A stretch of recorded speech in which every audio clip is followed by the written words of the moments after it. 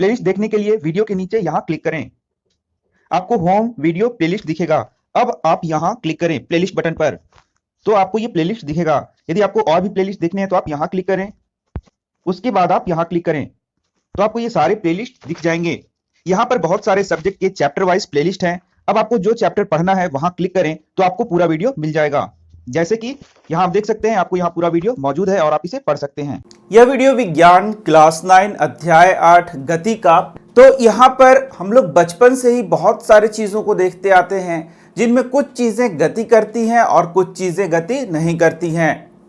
तो यहाँ पर हम लोग को सबसे पहला सीखना है कि गति क्या होता है और विरामावस्था क्या होता है। तो फिजिक्स जब आप पढ़ रहे हैं, भौतिकी पढ़ रहे हैं, तो आपको बहुत सारे चीज़ों को सीखना होगा। सबसे पहले परिभाषा सीखना होगा, उसके बाद इसको समझना पड़ेगा, इसके बाद आंकिक प्रश्नों को बनाना पड़ेगा। तो बहुत सारी चीज़ों को यहाँ पर भौतिकी में आपको सीखना और समझना पड़ता है, क्योंकि भौतिकी जो है वह रटने का सिर्फ सब्जेक्ट नहीं है, इसको बहुत अच्छे से समझना पड़ेगा। तो यदि हम लोग बात करें कि गति किसे कहते हैं, तो यदि मैं इसके परिभाषा की बात करूं तो जब कोई वस्तु या पिंड समय के साथ अपना स्थान परिवर्तन करता है तो उसे हम लोग क्या बोलते हैं कि वह वस्तु या पिंड किस चीज में है, गति में है। जैसे कि अभी आप देख रहे हैं यह पेन यहाँ है और इसके बाद ये यहाँ आ गया, तो समय के साथ इसने अपना स्थान को क्या किया, परिवर्तन किया। तो हम लोग क्या बोल सकते हैं कि ये किस चीज में है, गति में है। लेकिन अभी मैंने पेन को इस प्रकार से रखा और 2 सेकेंड 4 सेकेंड 5 सेकेंड बाद जब मैं इसे देखता हूं तो ये यहीं पर है। तो हम लोग यहाँ पर बोलते हैं कि ये किस चीज में है, विरामावस्था में है। तो जब कोई पिंड समय के साथ अपने स्थान को परिवर्तित नहीं करता है तो हम लोग क्या बोलते हैं कि वह विरामावस्था में है। तो क्या आप अभी गति कर रहे हैं या विरामावस्था में हैं? तो यदि आप अपने बॉडी को देखेंगे तो आप देखेंगे कि वह विरामावस्था में है, वह गति नहीं कर रहा है। तो क्या आप बता सकते हैं कि आपके रूम में और क्या क्या विरामावस्था में है और क्या क्या गति कर रहा है? यदि आपके रूम में फैन चल रहा है तो वह गति कर रहा है। आपके रूम का जो दीवार है वह किस चीज में है, विरामावस्था में है। टेबल है वह विरामावस्था में है। तो इस प्रकार से गति और विरामावस्था को आप भली भांति समझते हैं। लेकिन अब हम लोगों को थोड़ा सा इसके आगे समझना होगा। तो अब मैं फिर यदि आपसे पूछूं कि आप गति में हैं या विरामावस्था में हैं, तो आप बोलेंगे कि आप विरामावस्था में हैं। लेकिन यह पृथ्वी तो घूर्णन गति कर रहा है, तो फिर आप विरामावस्था में कैसे हो सकते हैं? इसका मतलब आप भी गति कर रहे हैं। यदि पृथ्वी के ऊपर आप हैं, पृथ्वी गति कर रहा है, तो आप फिर विरामावस्था में कैसे रह सकते हैं? तो आप बोलेंगे कि नहीं, मैं तो विरामावस्था में ही हूं। तो इसी को समझने के लिए अब हम लोग एक और चीज देखते हैं, उसको बोलते हैं निर्देश बिंदु, मतलब कोई रेफरेंस पॉइंट। तो यदि मैं बोलूं कि दीवार को यदि हम लोग निर्देश बिंदु ले लें, निर्देश बिंदु,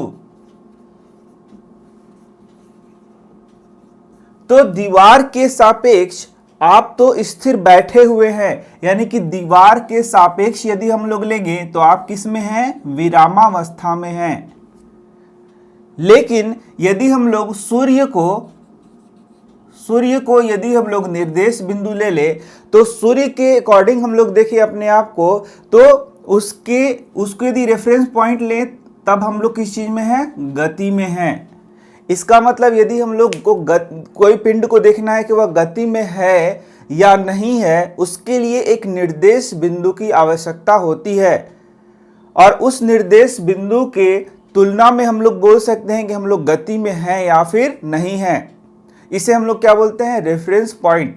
तो उस बिंदु के तुलना में यदि आपने अपने स्थान को परिवर्तन किया है तो आप बोलेंगे कि गति में हैं। और यदि उस बिंदु के तुलना में आपने, या फिर बोलेंगे उस बिंदु के सापेक्ष आपने अपने स्थिति को नहीं परिवर्तित किया है, तो हम लोग क्या बोलेंगे, हम लोग बोलेंगे कि हम लोग विरामावस्था में हैं। तो यदि मैं आपको पूछूं कि दीवार को यदि आप निर्देश बिंदु मानते हैं या अपने टेबल को निर्देश बिंदु मानते हैं, तो क्या आप गति में हैं? तो आपका उत्तर होगा नहीं, आप बैठे हैं, जहां हैं वहीं हैं। लेकिन यदि हम लोग सूर्य को निर्देश बिंदु माने तो क्या हम लोग गति में हैं? तो इसका उत्तर है हाँ। क्योंकि सूर्य यदि निर्देश बिंदु है तो हम लोग पृथ्वी पे है, पृथ्वी तो घूम रही है, तो हम लोग भी उसके साथ साथ घूम रहे हैं। तो इस प्रकार से एक जो पिंड है वह किसी समय पर स्थिर भी उसको माना जा सकता है और उसको हम लोग गति में भी मान सकते हैं। और इसको मानने के लिए हम लोगों को किस पर ध्यान देना होगा? दिशा निर्देश बिंदु पर ध्यान देना होगा। तो ये आपने समझ लिया। अब हम लोग यदि नेक्स्ट बढ़े तो यहाँ पर एक और बड़ा बात मैं बताने वाला हूँ। तो ठीक वही बात है कि मान लीजिए कि एक बस है, बस में यहाँ पर यात्रीगण इस प्रकार से बैठे हुए हैं। तो यदि हम लोग बाहर से देखें और बस मूव कर रहा है, यानी कि चल रहा है, चल फिर रहा है, तो बस जो है गति में है। बस किस स्थिति में है? गति में है। तो यदि मैं इसको बाहर से देखूं तो मुझे बस किस स्थिति में लगेगा? गति में लगेगा। बस किस स्थिति में लगेगा? गति में लगेगा। तो यदि मैं बात करूं कि यात्री मुझे किस स्थिति में लगेंगे, तो गति करते हुए लगेंगे। तो यात्री गति कर रहे हैं। यात्री क्या कर रहे हैं? गति कर रहे हैं। लेकिन यहां पर बस के अंदर जो एक आदमी बैठा हुआ है वह इस यात्री को देख रहा है, तो क्या वह यात्री गति करता हुआ दिखेगा? तो इसका उत्तर है नहीं। इस यात्री को यह गति करता हुआ नहीं दिखेगा। यह जो यात्री देख रहा है उसे विराम में लगेगा। देखा आपने कि एक बस जा रहा है, मैं उसे देख रहा हूं, तो मुझे वो यात्री गति करते हुए नजर आ रहे हैं। लेकिन उस बस में जो बैठा व्यक्ति है उसको वह यात्री विराम अवस्था में नजर आ रहा है। तो यह भी होता है। इसका मतलब यदि निर्देश बिंदु देखा जाए तो यह यात्री बस के सापेक्ष अपना स्थान को परिवर्तन नहीं कर रहा है। मतलब वह किस चीज में है? विराम अवस्था में वहां पर लग रहा है। लेकिन जब हम लोग देख रहे हैं तो हम लोग यहाँ सड़क के सापेक्ष देख रहे हैं। तो सड़क यहाँ है तो वो आगे निकल गया, तब वह क्या हो गया? वह गति में हो गया। मतलब यहाँ किसी पिंड को हम लोग बोलेंगे गति में है या विराम में है, उसके लिए कोई एक बिंदु लेंगे। उस बिंदु के सापेक्ष यदि वह अपना स्थान बदलता है तो हम लोग बोलेंगे कि वो गति में है, और उस बिंदु के सापेक्ष वह अपना स्थान नहीं बदल रहा है तो हम लोग बोलेंगे कि वह क्या है? वह विराम में है। तो अब आपको समझ में आ गया होगा कि एक ही पिंड एक साथ गति में भी हो सकता है किसी के लिए, और किसी के लिए विराम में भी हो सकता है। तो उसके लिए हम लोग को क्या देखना पड़ेगा? निर्देश बिंदु। तो यदि हम लोग देखें कि वस्तु के स्थिति को हम लोग कैसे बताते हैं, तो वस्तु की स्थिति को बताने के लिए हम लोग दो चीजों का उपयोग करते हैं। पहला चीज क्या है? मूल बिंदु, जिसे हम लोग निर्देश बिंदु कह रहे हैं, और दूसरा क्या हो गया? दिशा। तो मान लीजिए कि यहां पर एक टेबल रखा हुआ है, और यहां पर एक घड़ी रखा हुआ है, और यहां पर आपका एक कैलेंडर टंगा हुआ है इस प्रकार से। तो यदि हम लोग टेबल की स्थिति बताना चाहे कि टेबल कहाँ है, तो उसके लिए आपको एक निर्देश बिंदु ढूंढना पड़ेगा।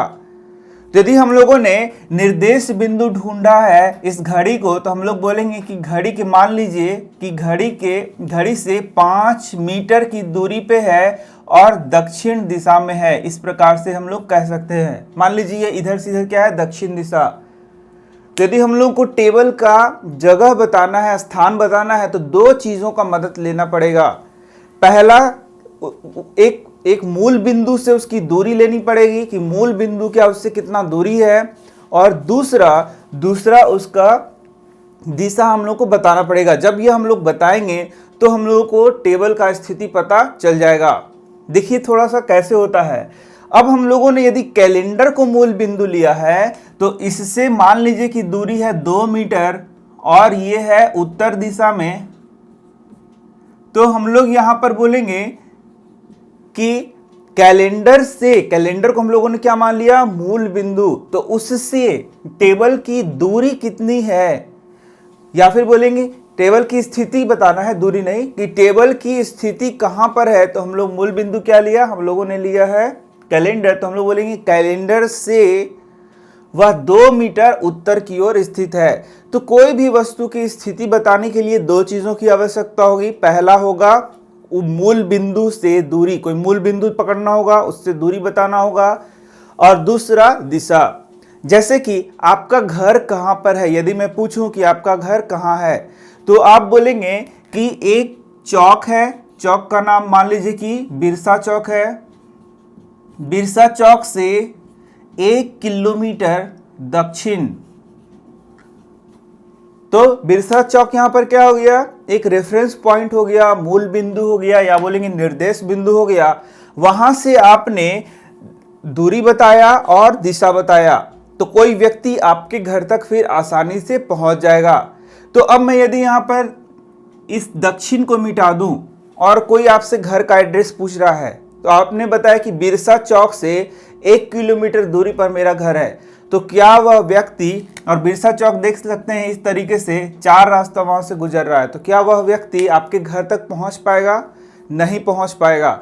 उसके लिए एग्जैक्ट लोकेशन यानी कि एग्जैक्ट उसको बताने के लिए आपको वहां पर पहला तो दूरी बताना पड़ेगा मूल बिंदु से, और दूसरा आपको वहां पर उससे दूरी भी बताना पड़ेगा, तो वह व्यक्ति पहुंच जाएगा आपके घर। तो इस प्रकार से कोई एक पिंड है या वस्तु है, उसकी स्थिति को बताने के लिए 2 चीजों की आवश्यकता होती है। अब ये गति का प्रकार है, ये बहुत अलग अलग प्रकार का है। तो हम लोगों को यहाँ सरल रेखीय गति पढ़ना है और वृत्तीय गति के बारे में पढ़ना है। दोलन गति के बारे में भी आपने सुना होगा, पेंडुलम इस प्रकार से, तो वो सारा चीज हम लोगों को नहीं पढ़ना है। तो अब देखेंगे कि सरल रेखीय गति क्या है। तो जब कोई पिंड सरल रेखा में गति करती है, सरल रेखा जान रहे हैं आप, तो जब कोई पिंड सरल रेखा में गमन कर रही है तो उसकी गति को हम लोग क्या बोलते हैं? सरल रेखीय गति कहते हैं। अब हम लोग यहाँ पर इसको समझने के लिए यहाँ आप देख सकते हैं थोड़ा सा आप, तो मान लीजिए कि कोई पिंड यहाँ मूल बिंदु यहाँ पर क्या है? O, इसी से चल रहा है और यह चलते हुए आगे की ओर बढ़ रहा है और ये सरल रेखीय गति करता है।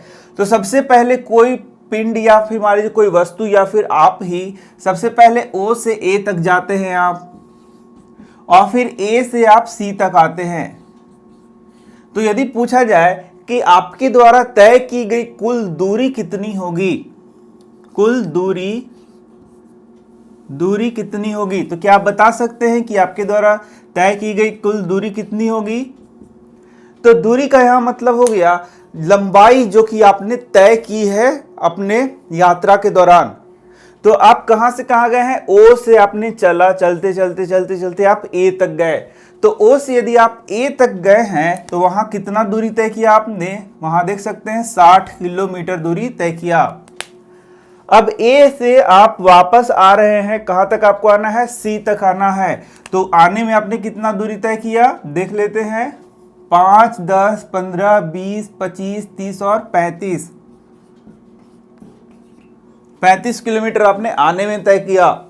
तो यदि आपसे पूछा जाए कि टोटल दूरी आपका कितना है, तो आप यदि जोड़ेंगे तो 95 किलोमीटर आपका दूरी हुआ। यदि हम लोग यहाँ O से C तक जा रहे हैं और वापस C से O तक आ रहे हैं, यानी कि O से C तक हम लोग गए और वापस आएंगे O से C तक, तो पूछा गया कितनी दूरी तय की गई, तो O से C तक 25 किलोमीटर प्लस 25 किलोमीटर और टोटल कितना हो गया? 50 किलोमीटर यात्रा आपने की। तो इसी को हम लोग बोलते हैं दूरी। तो अब यहाँ पर आप बहुत ध्यान से यदि देखें तो यहाँ पर दूरी के लिए हम लोगों ने आंकिक मान यहाँ पर लिखा है 25 किलोमीटर, 10 किलोमीटर। तो ये जो हम लोग आंकिक मान यूज कर रहे हैं उसे हम लोग बोलते हैं परिमाण। इस आंकिक मान को क्या बोलते हैं? परिमाण। मतलब यहाँ पर यदि मैं आपसे पूछूं कि आप कितना दूरी आपने तय किया है, आज दिन भर कितना दूरी तय किया, तो आप बोलेंगे 10 किलोमीटर। तो यहाँ पर जो 10 किलोमीटर हुआ उसी को हम लोग क्या बोलते हैं? परिमाण।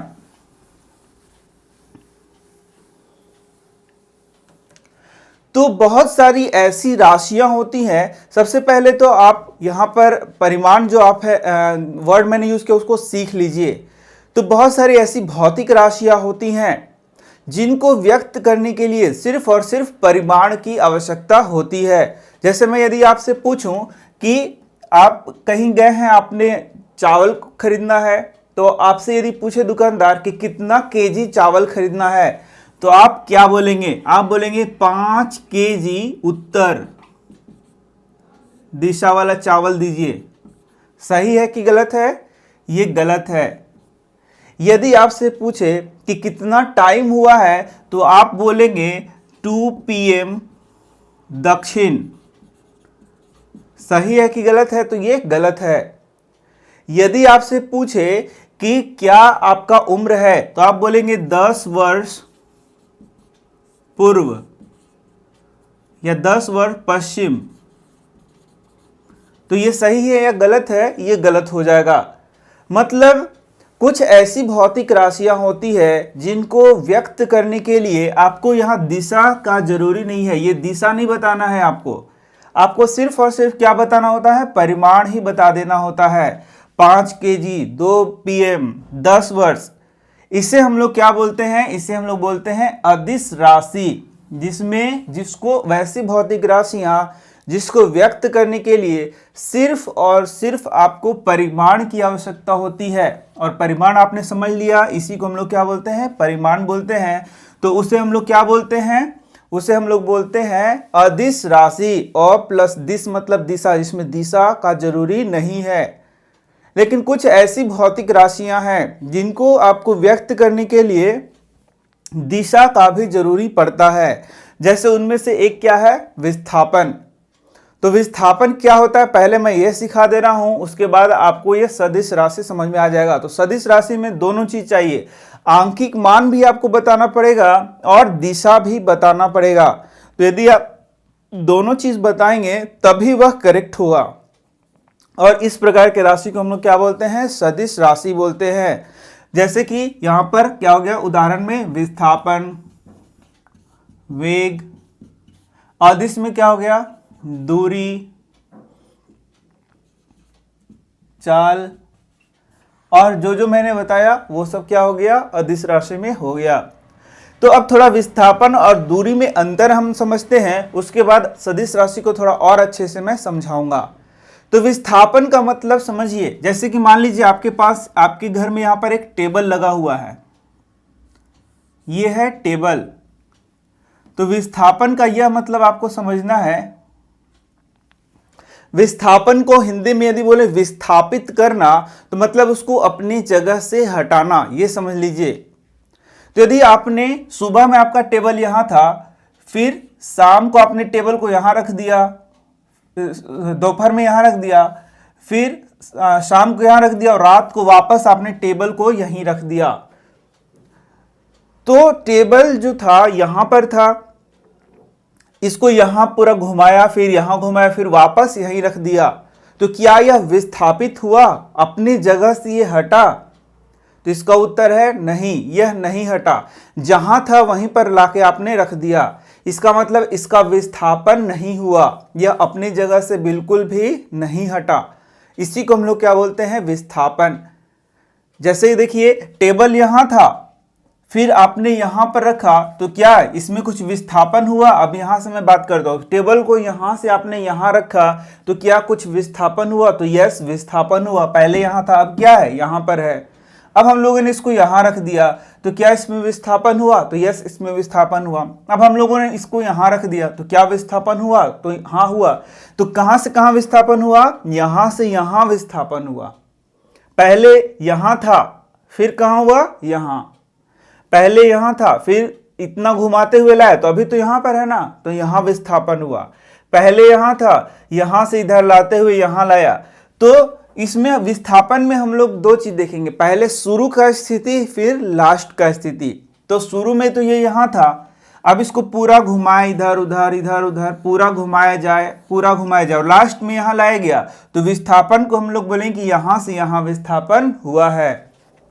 चलिए एक बार और करते हैं, इसको यहां लाया, फिर यहां, इस तरीके से इसको यहां घुमाया घुमाया, इधर घुमाते हुए इधर लाया, इधर लाया, इधर लाया, और फिर लाते हुए यहां पर यहां वापस रख दिया, तो इसका विस्थापन हुआ? तो इसका उत्तर है नहीं, इसका विस्थापन क्या हो गया? शून्य हो गया। तो विस्थापन में आपको प्रारंभिक स्थिति देखना है और अंतिम स्थिति देखना है कि पहले कहां था और अब कहां है, उसी को हम लोग क्या बोलते हैं? विस्थापन। वो किस रास्ते से घूमा, क्या किया, उससे लेना देना नहीं है। तो यदि आपने नहीं समझा तो और देखिए, इसको ऐसे घुमाते हुए लाया, फिर ऐसे ऐसे घुमाया, फिर ऐसे घुमाया, फिर ऐसे घुमाया, पूरा घुमाते हुए वापस ऐसे घुमाते हुए फिर यहां लाया। तो क्या इसमें कुछ विस्थापन हुआ? तो इसका उत्तर है नहीं, इसका कोई विस्थापन नहीं हुआ है। तो अब बताइए कि इसका विस्थापन,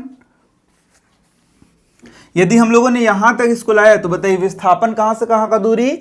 यहां से यहां तक की दूरी को हम लोग क्या मानेंगे? विस्थापन। मतलब शुरू में कहां था और बाद में कहां है, उसी से आपको लेना देना है। अभी यहां है तो विस्थापन कहां से कहां हुआ? तो ऐसे आप लकीर खींचेंगे, ये है इसका विस्थापन।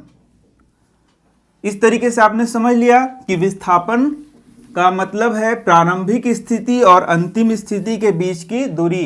तो यदि ये बहुत इधर उधर घूमते हुए यहां तक आ रहा है तो इसका विस्थापन यहां से यहां हुआ, और ये हो गया प्रारंभिक स्थिति और ये अंतिम स्थिति। इसी के बीच जो दूरी ये तय किया है, न्यूनतम दूरी, इसी को हम लोग क्या बोलते हैं? इसका विस्थापन कहते हैं। तो यहां से यहां यदि ये विस्थापन हुआ है तो हम लोग बोलेंगे कि यह 5 मीटर, मान लीजिए दूरी तय किया उत्तर की ओर, तो ये अपना पोजीशन से इधर जा रहा है कि इधर जा रहा है, किधर जा रहा है, उसका दिशा भी यहां पर देखेंगे। तो हम लोग बोलेंगे कि 5 मीटर उत्तर की ओर इसको विस्थापित कर दिया गया है। तो यह 5 मीटर उत्तर की ओर विस्थापित किया, यानी कि इसके लिए हम लोग को दिशा भी बताना पड़ेगा और इसके लिए आपको यहाँ का दूरी भी बताना पड़ेगा, मतलब परिमाण भी बताना पड़ेगा। तो इस प्रकार की राशि को हम लोग क्या बोलते हैं? सदिश राशि। अब आपने विस्थापन समझ लिया होगा। तो मान लीजिए कि आप ऑफिस में हैं और आपको घर में एक टेबल को हटाना है, किसी रूम में टेबल रखा हुआ है और उसको क्या करना है? हटाना है। तो आपने फोन किया घर पे कि उस टेबल को 5 मीटर हटा दो। तो अब जरा सोचिए, यदि उस टेबल को 5 मीटर आपने हटाने को बोला है तो वह टेबल किधर भी हटाया जा सकता है। तो सामने वाले को पता चल रहा है क्या कि किधर हटाना है? वो आपके अकॉर्डिंग हटा सकता है? तो इसका उत्तर है नहीं, वो कभी नहीं हटा सकता है। लेकिन यदि आप उसको निर्देश देंगे कि 5 मीटर उत्तर दिशा में हटा दो या 5 मीटर दक्षिण दिशा में हटा दो, तो वो सामने वाला आदमी समझ जाएगा कि वो जो टेबल है उसको 5 मीटर दक्षिण की ओर विस्थापित करना है। तो वो सबसे पहले दक्षिण दिशा ढूंढेगा और फिर 5 मीटर उसको ले जाएगा और उसको विस्थापित कर देगा। तो बहुत आसानी से फिर वह आपका टेबल विस्थापित हो जाएगा। तो इसे ही बोलते हैं विस्थापन। विस्थापन का क्या मतलब हुआ कि जो प्रारंभिक स्थिति जहां था और अंत में जहां वो है, उसके बीच का दूरी को ही हम लोग क्या बोलते हैं? विस्थापन बोलते हैं। तो अभी आपने देखा कि इधर खूब घुमाते हुए ये लाया और वापस इसको यहां पर रख दिया। तो क्या ये विस्थापन शून्य भी हो सकता है? तो हाँ, ये विस्थापन क्या हो सकता है? शून्य भी हो सकता है। तो क्या ये सदिश राशि है या अदिश राशि? मतलब इसमें परिमाण और दिशा दोनों है कि एक है? तो दोनों है। इस प्रकार से विस्थापन को 3 चीज से हम लोग दिखा सकते हैं। विस्थापन का परिभाषा यह सदिश राशि है और यह शून्य भी हो सकता है। लेकिन हम लोग दूरी का बात करें तो दूरी में तो ये पूरा इधर पूरा घूमता है, तो ये पूरा जो रास्ता है, रास्ता का जो डिस्टेंस है, उसको यहाँ पर हम लोग दूरी मानेंगे। तो इसका विस्थापन यहाँ तो 0 हो सकता है, 0 मीटर, लेकिन दूरी आप देख लीजिए 1 मीटर, 2, 3, 4, 5, 6, 7, 8, 9, 10, 11, 12, 15 मीटर दूरी तय कर रहा है। तो दूरी इसका क्या हो गया? दूरी इसका हो गया 15 मीटर, लेकिन विस्थापन क्या हो गया? 0। जैसे कि आप मोटरसाइकिल आपने उठाया और आप उसको खूब घुमाते हैं 100 किलोमीटर घुमा के लाकर वापस आप वहीं पर लगा देते हैं। तो यहां पर विस्थापन क्या हुआ? मतलब जहां पर बाइक सुबह था वहीं अभी भी है, तो बाइक का विस्थापन क्या हो गया? 0। लेकिन उसके द्वारा तय की गई दूरी भी क्या 0 है? नहीं, 100 किलोमीटर उसने दूरी तय किया है। समझ में आ गया क्या कि विस्थापन शून्य भी हो सकता है या कुछ और मान हो सकता है, लेकिन दूरी कभी भी शून्य नहीं हो सकता है। दूरी यदि कुछ चला है तो उसका कुछ ना कुछ तो आंशिक मान होगा। तो दूरी क्या हो गया? वास्तविक लंबाई हो गई जहां से जहां वो चला है। यह एक अदिश राशि है और यह शून्य नहीं हो सकता है। तो इस प्रकार से आपने इन सारी चीजों को समझ लिया। गति हम लोग समझ लिया। अब हम लोग गति के आगे के टॉपिक को पढ़ेंगे। हम लोगों ने देखा कि यदि कोई पिंड समय के साथ अपना स्थान को परिवर्तित करता है तो हम लोग बोलते हैं कि वह पिंड किस चीज में है, गति में है। अब उसी को आगे बढ़ाते हुए हम लोग को पढ़ना है एक समान गति अथवा असमान गति। तो अब इन्हीं दोनों को हम लोगों को समझना है। तो मान लीजिए कि कोई एक पिंड है जो पहले 1 घंटे में 50 किलोमीटर की दूरी तय करता है, दूसरे 1 घंटे में भी 50 किलोमीटर की दूरी तय करता है और तीसरे 1 घंटे में भी 50 किलोमीटर की दूरी तय करता है। इस प्रकार से हम लोग देखेंगे कि समान समयांतराल में यदि वह समान दूरी तय करता है तो उसे हम लोग बोलेंगे कि वह एक समान गति में है। न गति ज़्यादा हो रहा है न गति कम हो रहा है, लेकिन आम जीवन में ऐसा नहीं होता है।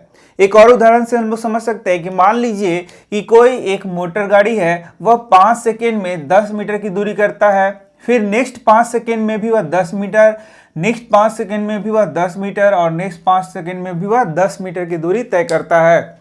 मतलब आप देख सकते हैं कि समान समयांतराल में वह समान दूरी तय करता है। यहाँ देख लीजिए 5 सेकेंड में 10 मीटर, फिर 5 सेकेंड जैसे ही समय बढ़ा उसने 20 मीटर तय किया, यानी कि 10 मीटर ही वो आगे चल रहा है। फिर 5 सेकेंड के बाद फिर वह 20 से 30 हो, यानी कि 10 मीटर आगे चढ़ा। फिर 5 सेकेंड बाद वह 30 से 40 हो, यानी कि वह 10 मीटर ही आगे चला। तो समान समयांतराल, समयांतराल यहाँ पर कितना हो गया 5 सेकेंड का, मतलब इनके बीच का अंतर कितना हो गया 5 सेकेंड, 5 सेकेंड। और दूरी भी क्या हो गया 10 मीटर, 10 मीटर, 10 मीटर। तो समान समयांतराल में यदि समान दूरी तय करता है तो उसे हम लोग क्या बोलेंगे, उसे हम लोग बोलेंगे एक समान गति। अब दूसरा हम लोग को देखना है कि समान समयांतराल में वह असमान दूरी तय करता है। जैसे कि मान लीजिए पहले 5 सेकेंड में वह 2 मीटर चला, फिर दूसरे 5 सेकेंड में वह नेक्स्ट 5 सेकेंड में 3 मीटर चला, फिर तीसरे 5 सेकेंड में वह 5 मीटर चला, फिर नेक्स्ट 5 सेकेंड में वह 50 मीटर चला।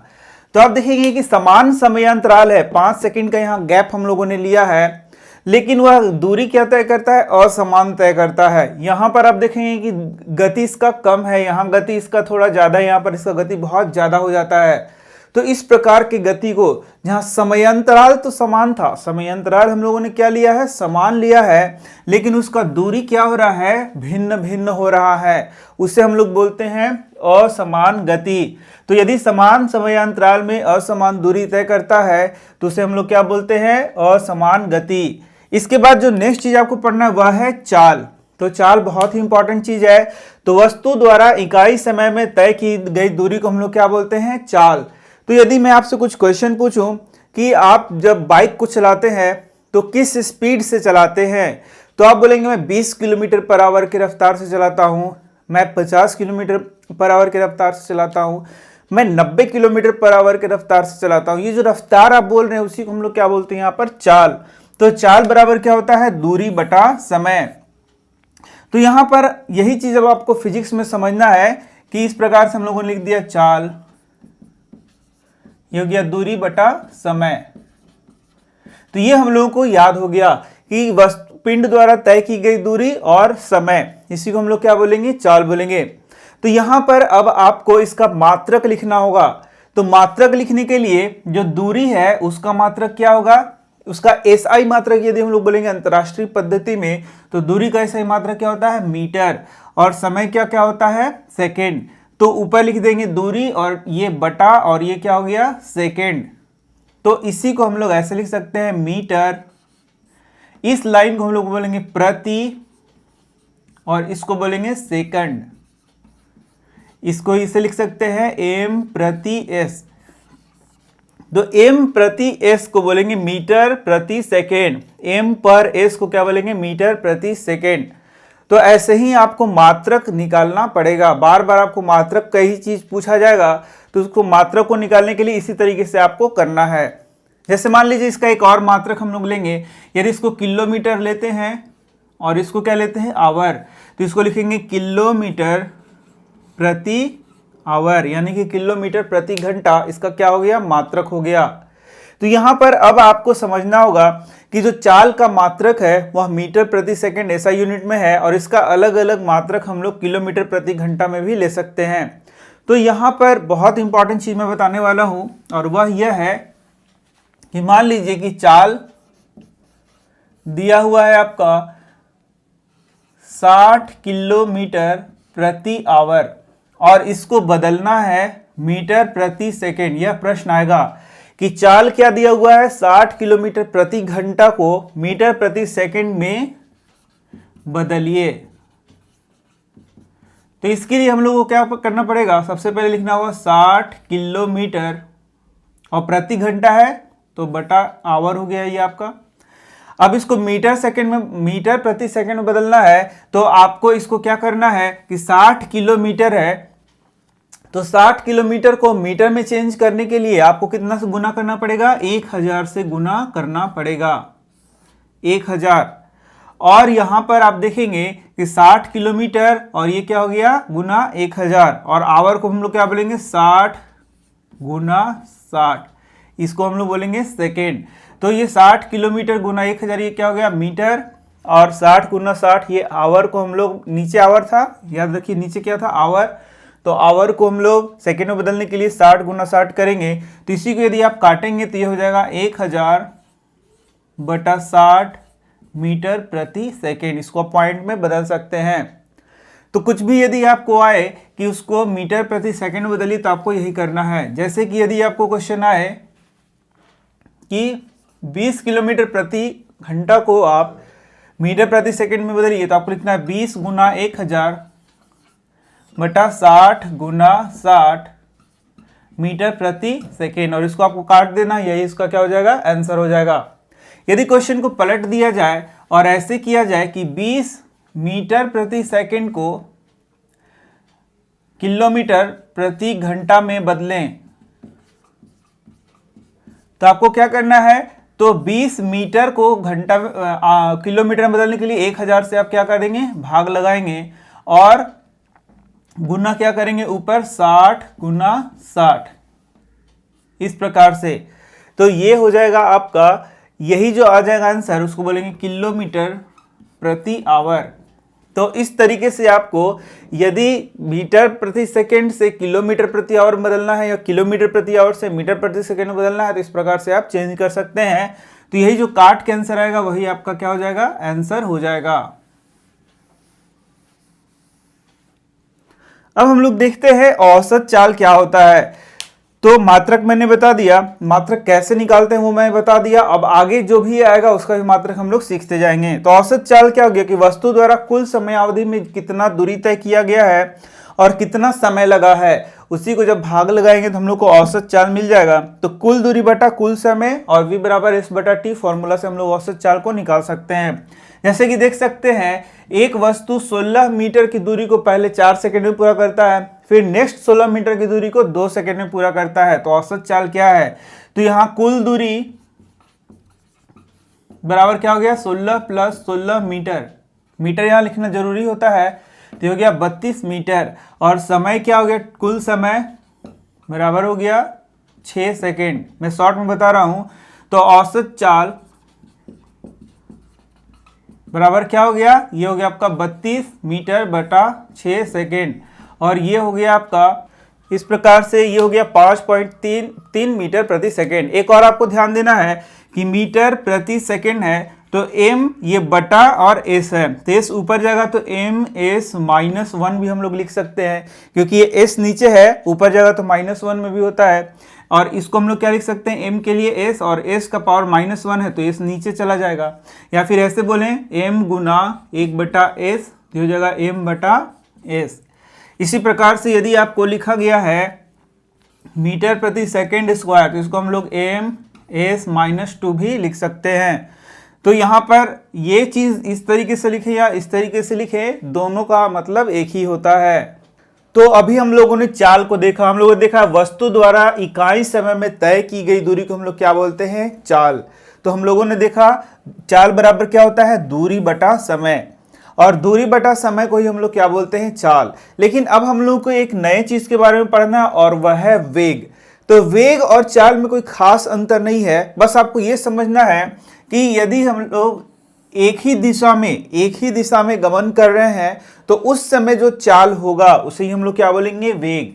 तो एक निश्चित दिशा में चाल को वेग कहते हैं। मतलब कि यहाँ पर दिशा आपको बदलना नहीं है। मतलब यदि आप एक ही दिशा में चल रहे हैं, क्योंकि मैंने आपको बताया है कि जो चाल है वह क्या होता है, सदिश राशि होता है। मतलब उसमें हम लोग दिशा को भी जोड़ते हैं, दिशा को भी लेते हैं।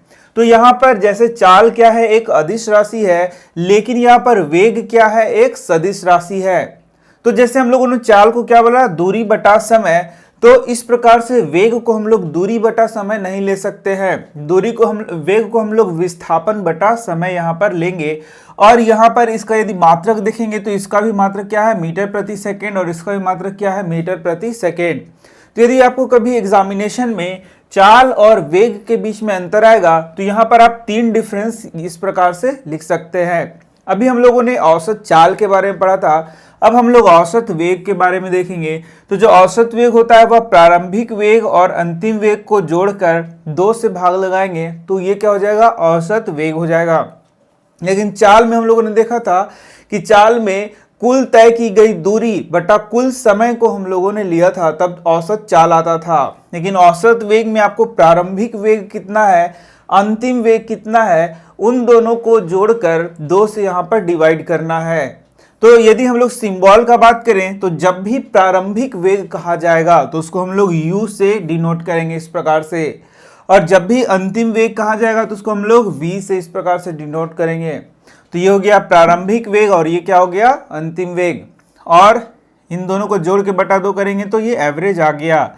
एक और आपको समझ लेना है कि दूरी मापने के लिए हम लोग ओडोमीटर का उपयोग करते हैं।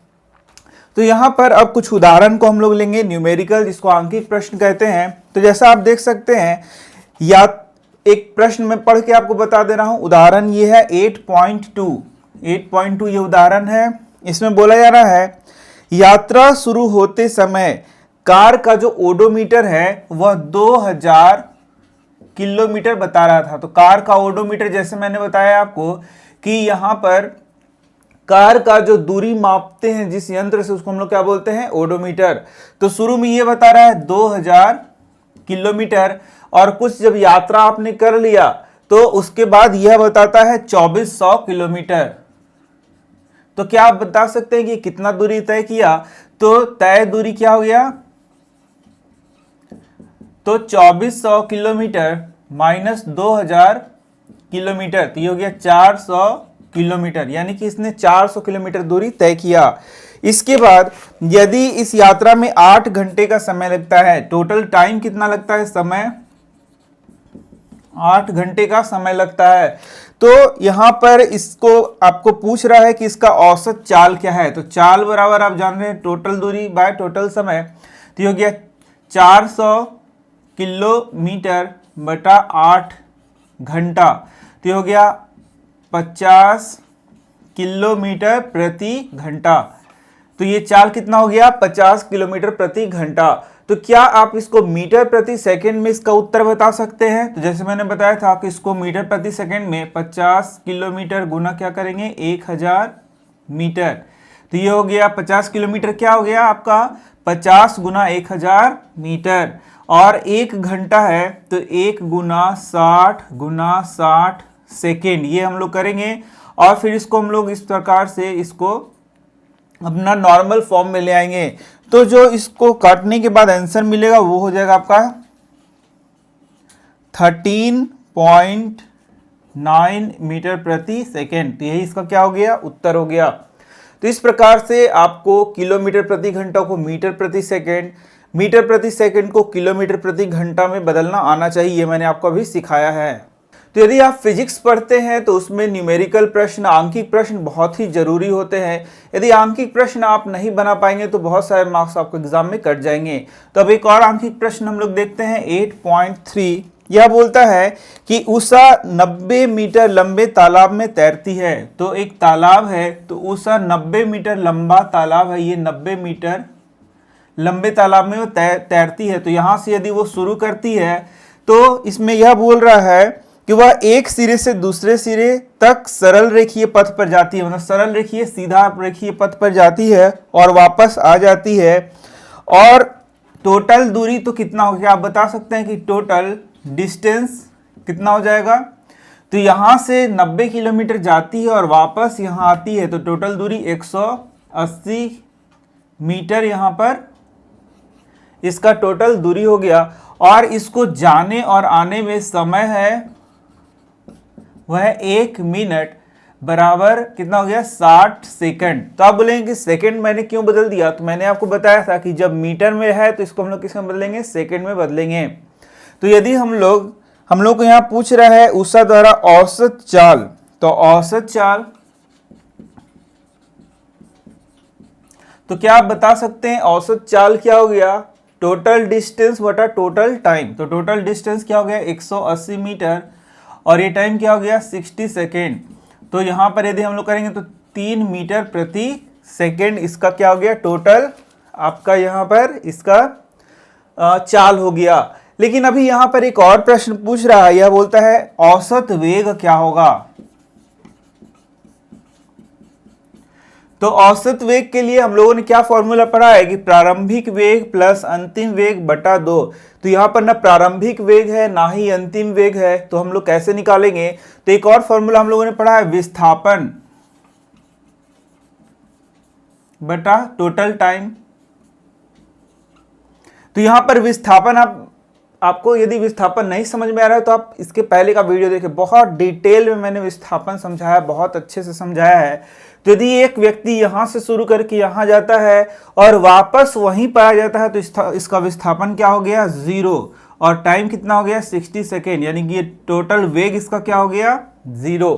तो इस प्रकार से आपको बहुत अच्छे से समझना होगा कि विस्थापन का मतलब क्या होता है। सिर्फ परिभाषा समझने से आप फिजिक्स में तेज नहीं हो सकते हैं। अब वेग के बाद हम लोग जो नया चीज पढ़ने वाले हैं वह है त्वरण। तो वेग मैंने बताया था कि यदि सरल रेखा में कोई पिंड गति कर रहा है तो जो उसका चाल होता है वही उसका क्या होगा वेग होगा। मतलब जब एक सीधी रेखा में जब कोई पिंड गति कर रहा है तो उसका जो चाल है वही उसका क्या कहलाएगा वेग कहलाएगा। और वेग एक सदिश राशि है, यह मैंने बताया था। और वेग में दोनों चीज हम लोग देखते हैं, पहला चीज देखते हैं उसका परिमाण और दूसरा चीज हम लोग देखते हैं उसका दिशा।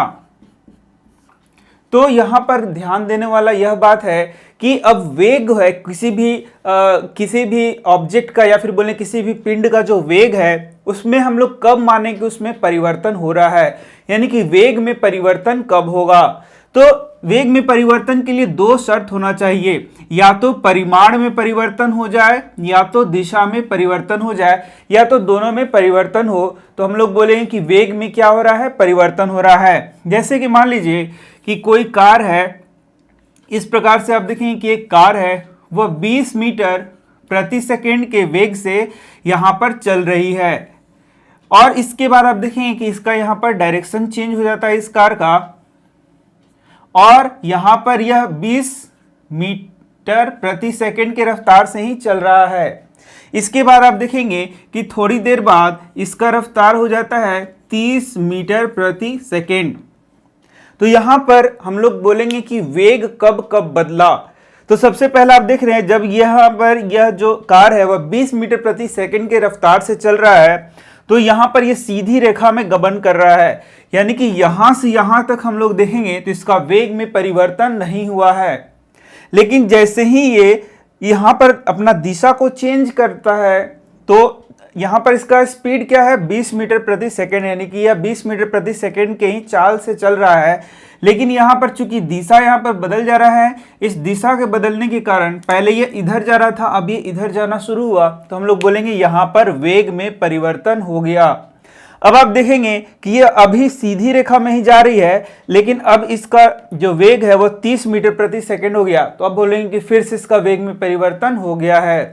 तो या तो इसका जो परिमाण है उसमें परिवर्तन हो जाए या फिर दिशा में परिवर्तन हो जाए, तो हम लोग क्या बोलते हैं कि यहां पर वेग में परिवर्तन हो रहा है।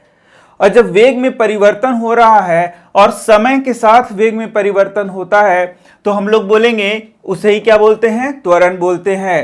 यदि मैं आपसे एक प्रश्न पूछूं कि कोई यहां पर कार है 20 मीटर प्रति सेकंड के रफ्तार से ये वेग 20 मीटर प्रति सेकंड के चाल से ये सीधी रेखा में गमन कर रहा है। तो इसका जो शुरुआती चाल है वह है 20 मीटर प्रति सेकंड और उसी चाल से वह सीधी रेखा में एकदम गमन कर रहा है। तो क्या यहां वेग में परिवर्तन हुआ या नहीं हुआ? तो इसका उत्तर है इसके वेग में परिवर्तन नहीं हुआ। क्यों नहीं हुआ? क्योंकि ये 20 मीटर प्रति सेकंड के रफ्तार से भी जा रहा है और एक ही डायरेक्शन में जा रहा है, सीधा जा रहा है तो सीधा ही जा रहा है, तो दोनों चीज यहां नहीं बदला। तो हम लोग बोलेंगे कि इसके वेग में परिवर्तन नहीं हुआ है। इस तरीके से आप देख सकते हैं यहां पर लिखा गया है आपके एनसीईआरटी बुक में कि किसी वस्तु की एक समान सरल रेखीय गति के दौरान, मतलब कोई वस्तु है वह सरल रेखा में गति कर रहा है, एक समान गति कर रहा है, तो हम लोग बोलेंगे कि उसका वेग में परिवर्तन नहीं हुआ है। मतलब वो जो है सो उसका वेग जो है वह परिवर्तित नहीं हुआ है। लेकिन यदि वहां पर उसमें चेंज क्या हो जाए, यदि ये 20 से 30 मीटर प्रति सेकंड हो जाए या इसका दिशा चेंज हो जाए तो हम लोग बोलेंगे कि यहां वेग में परिवर्तन हुआ है। और यदि वेग में परिवर्तन के दर को हम लोग निकालें तो उसे ही हम लोग क्या बोलते हैं? त्वरण बोलते हैं। तो यदि आपसे पूछा जाए त्वरण क्या है तो हम लोग बोलेंगे वेग में परिवर्तन के दर को हम लोग क्या बोलते हैं? त्वरण बोलते हैं। तो मान लीजिए कि कोई एक पिंड है, वह u वेग से, प्रारंभिक वेग उसका क्या हो गया? u वेग से चलना प्रारंभ करता है और अंतिम वेग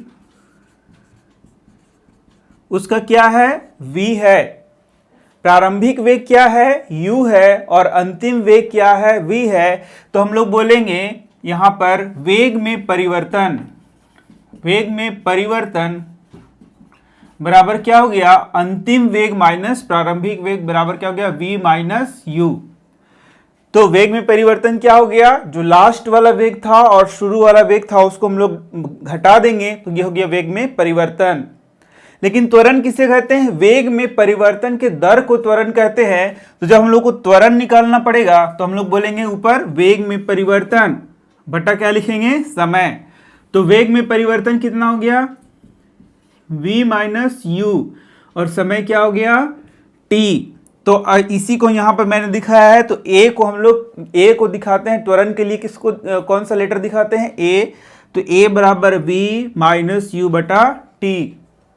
इसको और अच्छा से हम लोग देखें तो a को t से गुना करेंगे तो at बराबर v माइनस u और u को यदि यहां पर ले आए तो v बराबर u प्लस at। एक फॉर्मूला आपको यहां पर हो जाएगा।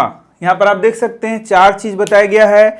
v यहां पर अंतिम वेग है, u यहां पर प्रारंभिक वेग है, a यहां त्वरण है और t क्या है? समय है।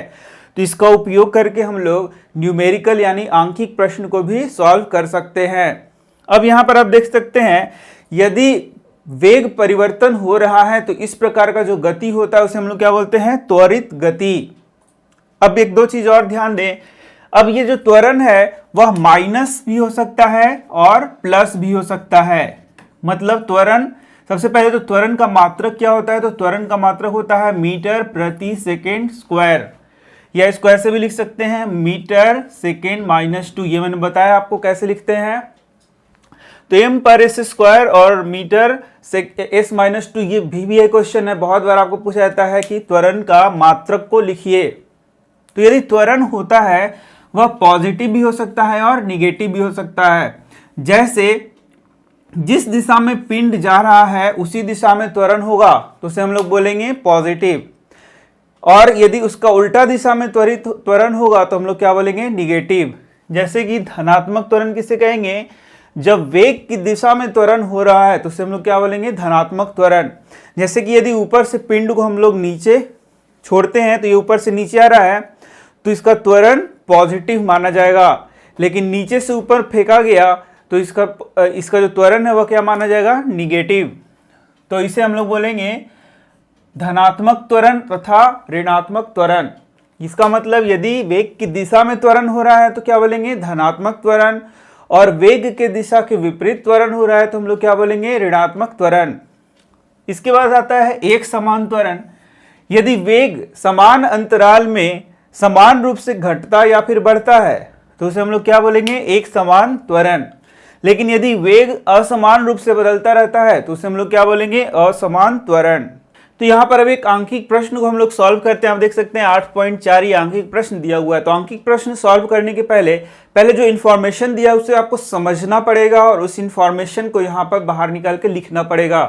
तो यहाँ पर आप क्लियरली देख सकते हैं, सबसे पहला लिखा हुआ है विरामावस्था। यदि विरामावस्था से राहुल अपनी साइकिल से 30 सेकेंड में 6 मीटर पर सेकेंड का वेग प्राप्त करता है, तो राहुल जो है वह यहाँ उसका साइकिल लगा हुआ है यानी विरामावस्था में है।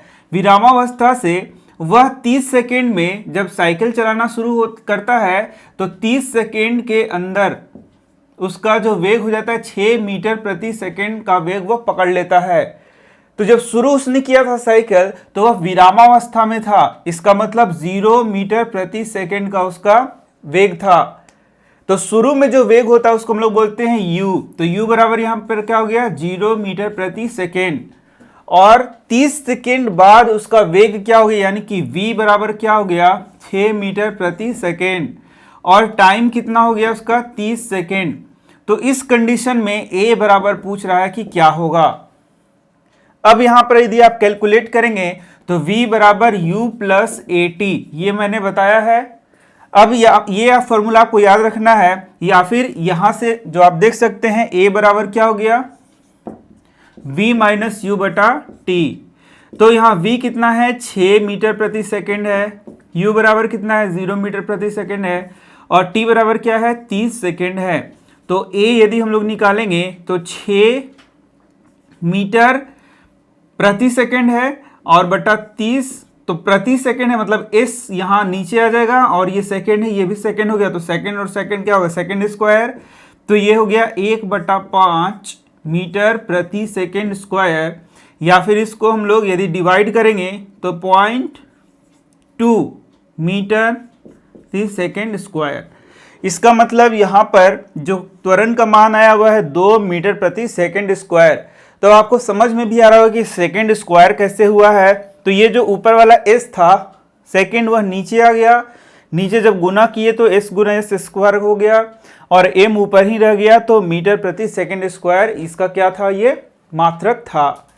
अब बताता है कि यहाँ पर आने के बाद राहुल ब्रेक लगाता है, तो क्या ब्रेक लगाने के बाद साइकिल तुरंत रुक जाएगा कि कुछ टाइम लेगा। तो यहाँ पर ब्रेक लगाने के बाद साइकिल रुकता नहीं है बल्कि उसका स्पीड कम हो जाता है, और यह जो स्पीड है वह हो जाता है 4 मीटर प्रति सेकेंड, और उसमें टाइम कितना लगता है, 5 सेकेंड। तो ये इसका मतलब वो जब वो साइकिल से जा रहा था 6 मीटर प्रति सेकेंड की रफ्तार से, तो उसके बाद उसने ब्रेक लगाया।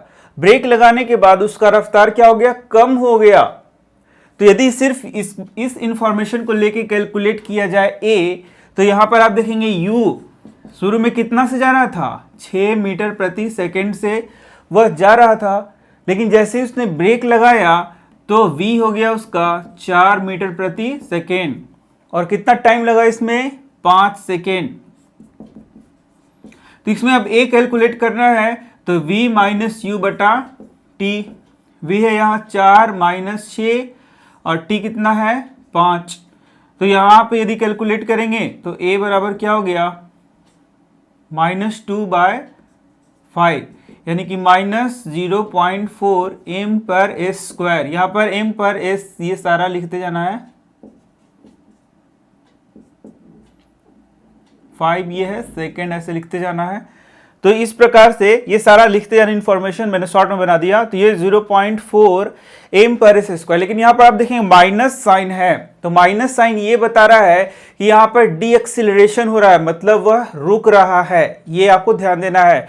तो ये आ गया धनात्मक त्वरण और यहाँ पर क्या आ गया, ऋणात्मक त्वरण। तो यहाँ पर आप देख सकते हैं अभी मैंने आपको त्वरण पढ़ाया और वेग में परिवर्तन को भी आपको समझाया। तो इसी से रिलेटेड एक और टॉपिक है एक समान वृत्तीय गति। तो यहाँ पर अभी मैंने आपको वेग पढ़ाया और बताया कि वेग में परिवर्तन कैसे हो सकता है। या तो वेग का परिमाण चेंज हो जाए, परिमाण, परिमाण जैसे 10 मीटर प्रति सेकेंड, 20 मीटर प्रति सेकेंड, ये इसका परिमाण हम लोग कहते हैं। तो ये यदि चेंज हो जाए, जैसे 10 से 11 हो जाए, 10 से 9 हो जाए, 20 से 25 हो जाए, 20 से 22 हो जाए, तो इसको बोलते हैं परिमाण में परिवर्तन। और दूसरा मैंने सिखाया इसके दिशा में परिवर्तन, तो उसको हम लोग बोलते हैं कि आपकी वेग में परिवर्तन हो रहा है। तो मान लीजिए कि कोई एक एथलीट है, वो सीधे रास्ते से चल रहा है, 20 मीटर प्रति सेकेंड के रफ्तार से चल रहा है। फिर यहां भी वह 20 मीटर प्रति सेकेंड, 20 मीटर प्रति सेकेंड, 20 मीटर प्रति सेकेंड, तो इस रफ्तार से वो चल रहा है। तो क्या हम लोग यदि ये सीधे रेखा से चल रहा है तो उसको बोलेंगे वेग में परिवर्तन हुआ? तो नहीं, यहां पर वेग में परिवर्तन नहीं हुआ। लेकिन जैसे ही इधर से शुरू करते A से B और B से C, जैसे ही वह अपना रास्ता को बदलता है, उसका वेग में परिवर्तन हम लोग कह सकते हैं। तो यहां आपने देखा कि परिमाण तो वही है, लेकिन यहां दिशा में बदलाव हो गया, जिसके कारण हम लोग बोलेंगे कि इसका वेग में परिवर्तन हो गया है। ठीक इसी प्रकार से यहां भी आप देख सकते हैं, मान लीजिए कि यहां परिमाण जो है 20 मीटर प्रति सेकेंड ही है, लेकिन यहां दिशा आप देख सकते हैं लगातार ये बदलते जा रहा है, तो यहां भी बोलेंगे कि वेग में परिवर्तन हो रहा है। ठीक इसी प्रकार से यदि यहां पर हम लोग देखें तो यहां भी आप देख सकते हैं कि यहां भी वेग में परिवर्तन हो रहा है, भले ही उसका परिमाण वही हो। तो जब इस तरीके का रास्ता का परिकल्पना हम लोग करते हैं, तो यदि मान लीजिए कि ये जो बिंदुएं हैं आपस में बहुत पास पास में एकदम नजदीक हो, तो अब ये क्या बन जाएगा? तब ये एक वृत्त बन जाएगा। और इस वृत्त में भी आप देखेंगे कि ये 20 मीटर प्रति सेकेंड मान लीजिए कि हम लोगों ने माना है, उस परिमाण से ही यह मूव कर रहा है, घूम रहा है, तो भी यहां पर इसका वेग को हम लोग स्थिर नहीं मानेंगे, बल्कि हम लोग बोलेंगे कि इसके वेग में परिवर्तन हो रहा है। तो वृत्तीय पथ पर नियत परिमाण, मतलब परिमाण नियत होने के बावजूद वेग में परिवर्तन हो रहा है, और इसलिए यहां पर इस गति को, वृत्तीय गति को हम लोग क्या बोलते हैं? त्वरित गति बोलते हैं। तो यदि आपके एग्जाम में पूछा जाएगा कि वृत्तीय गति को आखिर त्वरित गति क्यों कहेंगे, इसका उत्तर में बताएंगे हम लोग कि वृत्तीय पथ पर जो कोई भी चीज को घुमाया जा रहा है, तो यदि उसका परिमाण नियत रहे, फिर भी यदि उसका दिशा जो है बार बार बदल रहा है, इस कारण से उसका वेग में क्या हो रहा है? परिवर्तन हो रहा है। और यदि वेग में परिवर्तन होगा तो उस प्रकार के गति को हम लोग क्या बोलते हैं? त्वरित गति बोलते हैं। इस कारण से जो वृत्तीय पथ है, उस प्रकार वहां पर का जो गति है, उसे हम लोग क्या बोलते हैं? त्वरित गति बोलते हैं। अब इसको हम लोग कैसे निकाल सकते हैं? तो आप देख सकते हैं यहां पर यदि मान लीजिए कि ये r इसका त्रिज्या है, तो ये इसका परिधि क्या हो गया? 2 पाई r हो गया। तो 2 पाई r ये हो गया इसका, मान लीजिए दूरी जैसे हम लोग बोलते हैं, तो ये 2 पाई r हो गया टोटल दूरी, और टाइम हो गया t। तो v बराबर क्या हो गया? 2 पाई r बटा t। तो त्वरित गति यहां पर देख सकते हैं v बराबर क्या हो गया? 2 पाई r बटा t। इसके बाद जैसे टॉपिक हम लोगों ने शुरू किया था, एक समान वृत्तीय गति। तो एक समान वृत्तीय गति किसे कहते हैं? तो एक समान चाल से जब वृत्तीय पथ पर वह पिंड घूम रहा है, तो उसे हम लोग क्या बोलेंगे? एक समान वृत्तीय गति। जैसे कि उदाहरण में पृथ्वी सूर्य का चक्कर लगा रहा है एक समान वृत्तीय गति से, चंद्रमा उपग्रह पृथ्वी का चक्कर लगा रहा है, वह भी क्या हो गया? एक समान वृत्तीय गति हो गया। तो यहां पर हम लोगों ने चाल के बारे में पढ़ लिया था, एक समान चाल क्या होता है, असमान चाल क्या होता है, यह भी हम लोगों ने पढ़ लिया था। तो अब इन्हीं सब चीजों को हम लोग ग्राफीय विधि से, यहाँ आप टॉपिक देख सकते हैं कि गति का ग्राफीय विधि से प्रदर्शन। तो आप ग्राफ के बारे में आपने पढ़ा है, आप जानते हैं कि ग्राफ के द्वारा किसी चीज को यदि हम रिप्रेजेंट करते हैं तो बहुत आसानी होता है उसको समझना, उससे इंफॉर्मेशन को निकालना बहुत आसानी होता है। तो अब हम लोग यही देखेंगे कि क्या गति को किस प्रकार से हम लोग ग्राफीय विधि द्वारा उसको रिप्रेजेंट करते हैं और उससे इंफॉर्मेशन को निकालते हैं। तो यहाँ पर आप देखेंगे दूरी समय ग्राफ। सबसे पहले हम लोग को दूरी समय ग्राफ पढ़ना है। तो यहाँ पर एक चीज मैं बता दूं कि ये रेखा ग्राफ होता है, इसमें कोई एक भौतिक राशि जो होती है वह दूसरे पर निर्भर होती है, इस प्रकार से दिखाया जाता है। जैसे कि मान लीजिए यहाँ पर हम लोग दूरी और समय का ग्राफ बना रहे हैं, तो जो दूरी है वह समय पर निर्भर है। यदि समय बढ़ते जा रहा है तो उस प्रकार से उसका दूरी, कोई जो पिंड है वह दूरी तय कर रहा है। तो जो दूरी है वह किस पर निर्भर करता है? समय पर निर्भर करता है। और जैसा कि हम लोग ग्राफ बनाते हैं, आप देख सकते हैं ये ओरिजिन है, यहाँ पर हम लोगों ने एक्स एक्सिस लिया है और यहाँ पर क्या लिया है, वाई एक्सिस लिया है। तो इसको हम लोग को दिखाने के लिए यहाँ जो एक्स एक्सिस है उस पर हम लोग समय को दिखाएंगे और यहाँ पर किसको दिखाएंगे, दूरी को। यही है समय और दूरी का ग्राफ। तो यदि समय और दूरी का ग्राफ देखें तो इसका क्या आखिर सिग्निफिकेंस है, क्या महत्व है। तो जैसे मैं बता दूं कि मान लीजिए कि कोई पिंड जो है वह समय के साथ उसका दूरी में परिवर्तन हो रहा है। जैसे कि समय मैं यहाँ लिख देता हूँ और दूरी यहाँ पर लिख देता हूँ। तो मान लीजिए कि वह 20 सेकेंड में, ये जो समय है वो सेकेंड में हम लोगों ने दिखाया है, 20 सेकेंड में वह 10 मीटर की दूरी तय करता है। अगले फिर नेक्स्ट 20 सेकेंड में यानी कि 40 सेकेंड में वह 20 मीटर की दूरी तय करता है। फिर 60 सेकेंड में वह 30 मीटर की दूरी तय करता है और 80 सेकेंड में वह 40 मीटर की दूरी तय करता है। तो इस प्रकार से यदि हम लोगों ने बनाया है एक चार्ट, तो क्या आप बता सकते हैं कि ये जो इसका चाल है वह किस प्रकार का चाल है। तो इसे हम लोग बोलते हैं एक समान चाल। यह मैंने आपको पीछे के वीडियो में बताया है। यदि समान समय में समान दूरी तय करे तो उसे हम लोग क्या बोलते हैं, एक समान चाल। जैसे कि आप देख सकते हैं 20 सेकेंड में उसने 10 मीटर दूरी तय किया है, तो नेक्स्ट 20 सेकेंड में भी 10 मीटर ही दूरी तय किया है। नेक्स्ट 20 सेकेंड में ही वह 10 मीटर का दूरी तय किया है। और इसको निकालने के लिए हम लोगों ने क्या बोला था, T2 माइनस T1। तो यहाँ T2 कोई भी T2 लेंगे और T1 लेंगे तो 60 माइनस 40, तो ये हो गया, कितना हो गया आपका 20 सेकेंड। और S2 माइनस S1, तो S2 माइनस S1 यहाँ से निकालेंगे तो 30 माइनस 20, तो ये हो गया 10 मीटर। कहीं से भी आप इसको करेंगे तो आपको यह एक समान चाल यहाँ पर मिलेगा। तो यहाँ पर इसी को यदि हम लोग ग्राफ से दिखाएं तो 20 सेकेंड यहाँ पर है और 10 यहाँ पर मीटर है, तो यहाँ से एक पॉइंट बन जाएगा। 40 मीटर है और 40 सेकेंड है और 20 मीटर है, तो यहाँ एक पॉइंट बन जाएगा। 60 सेकेंड है और 30 मीटर है, तो यहाँ एक पॉइंट बन जाएगा।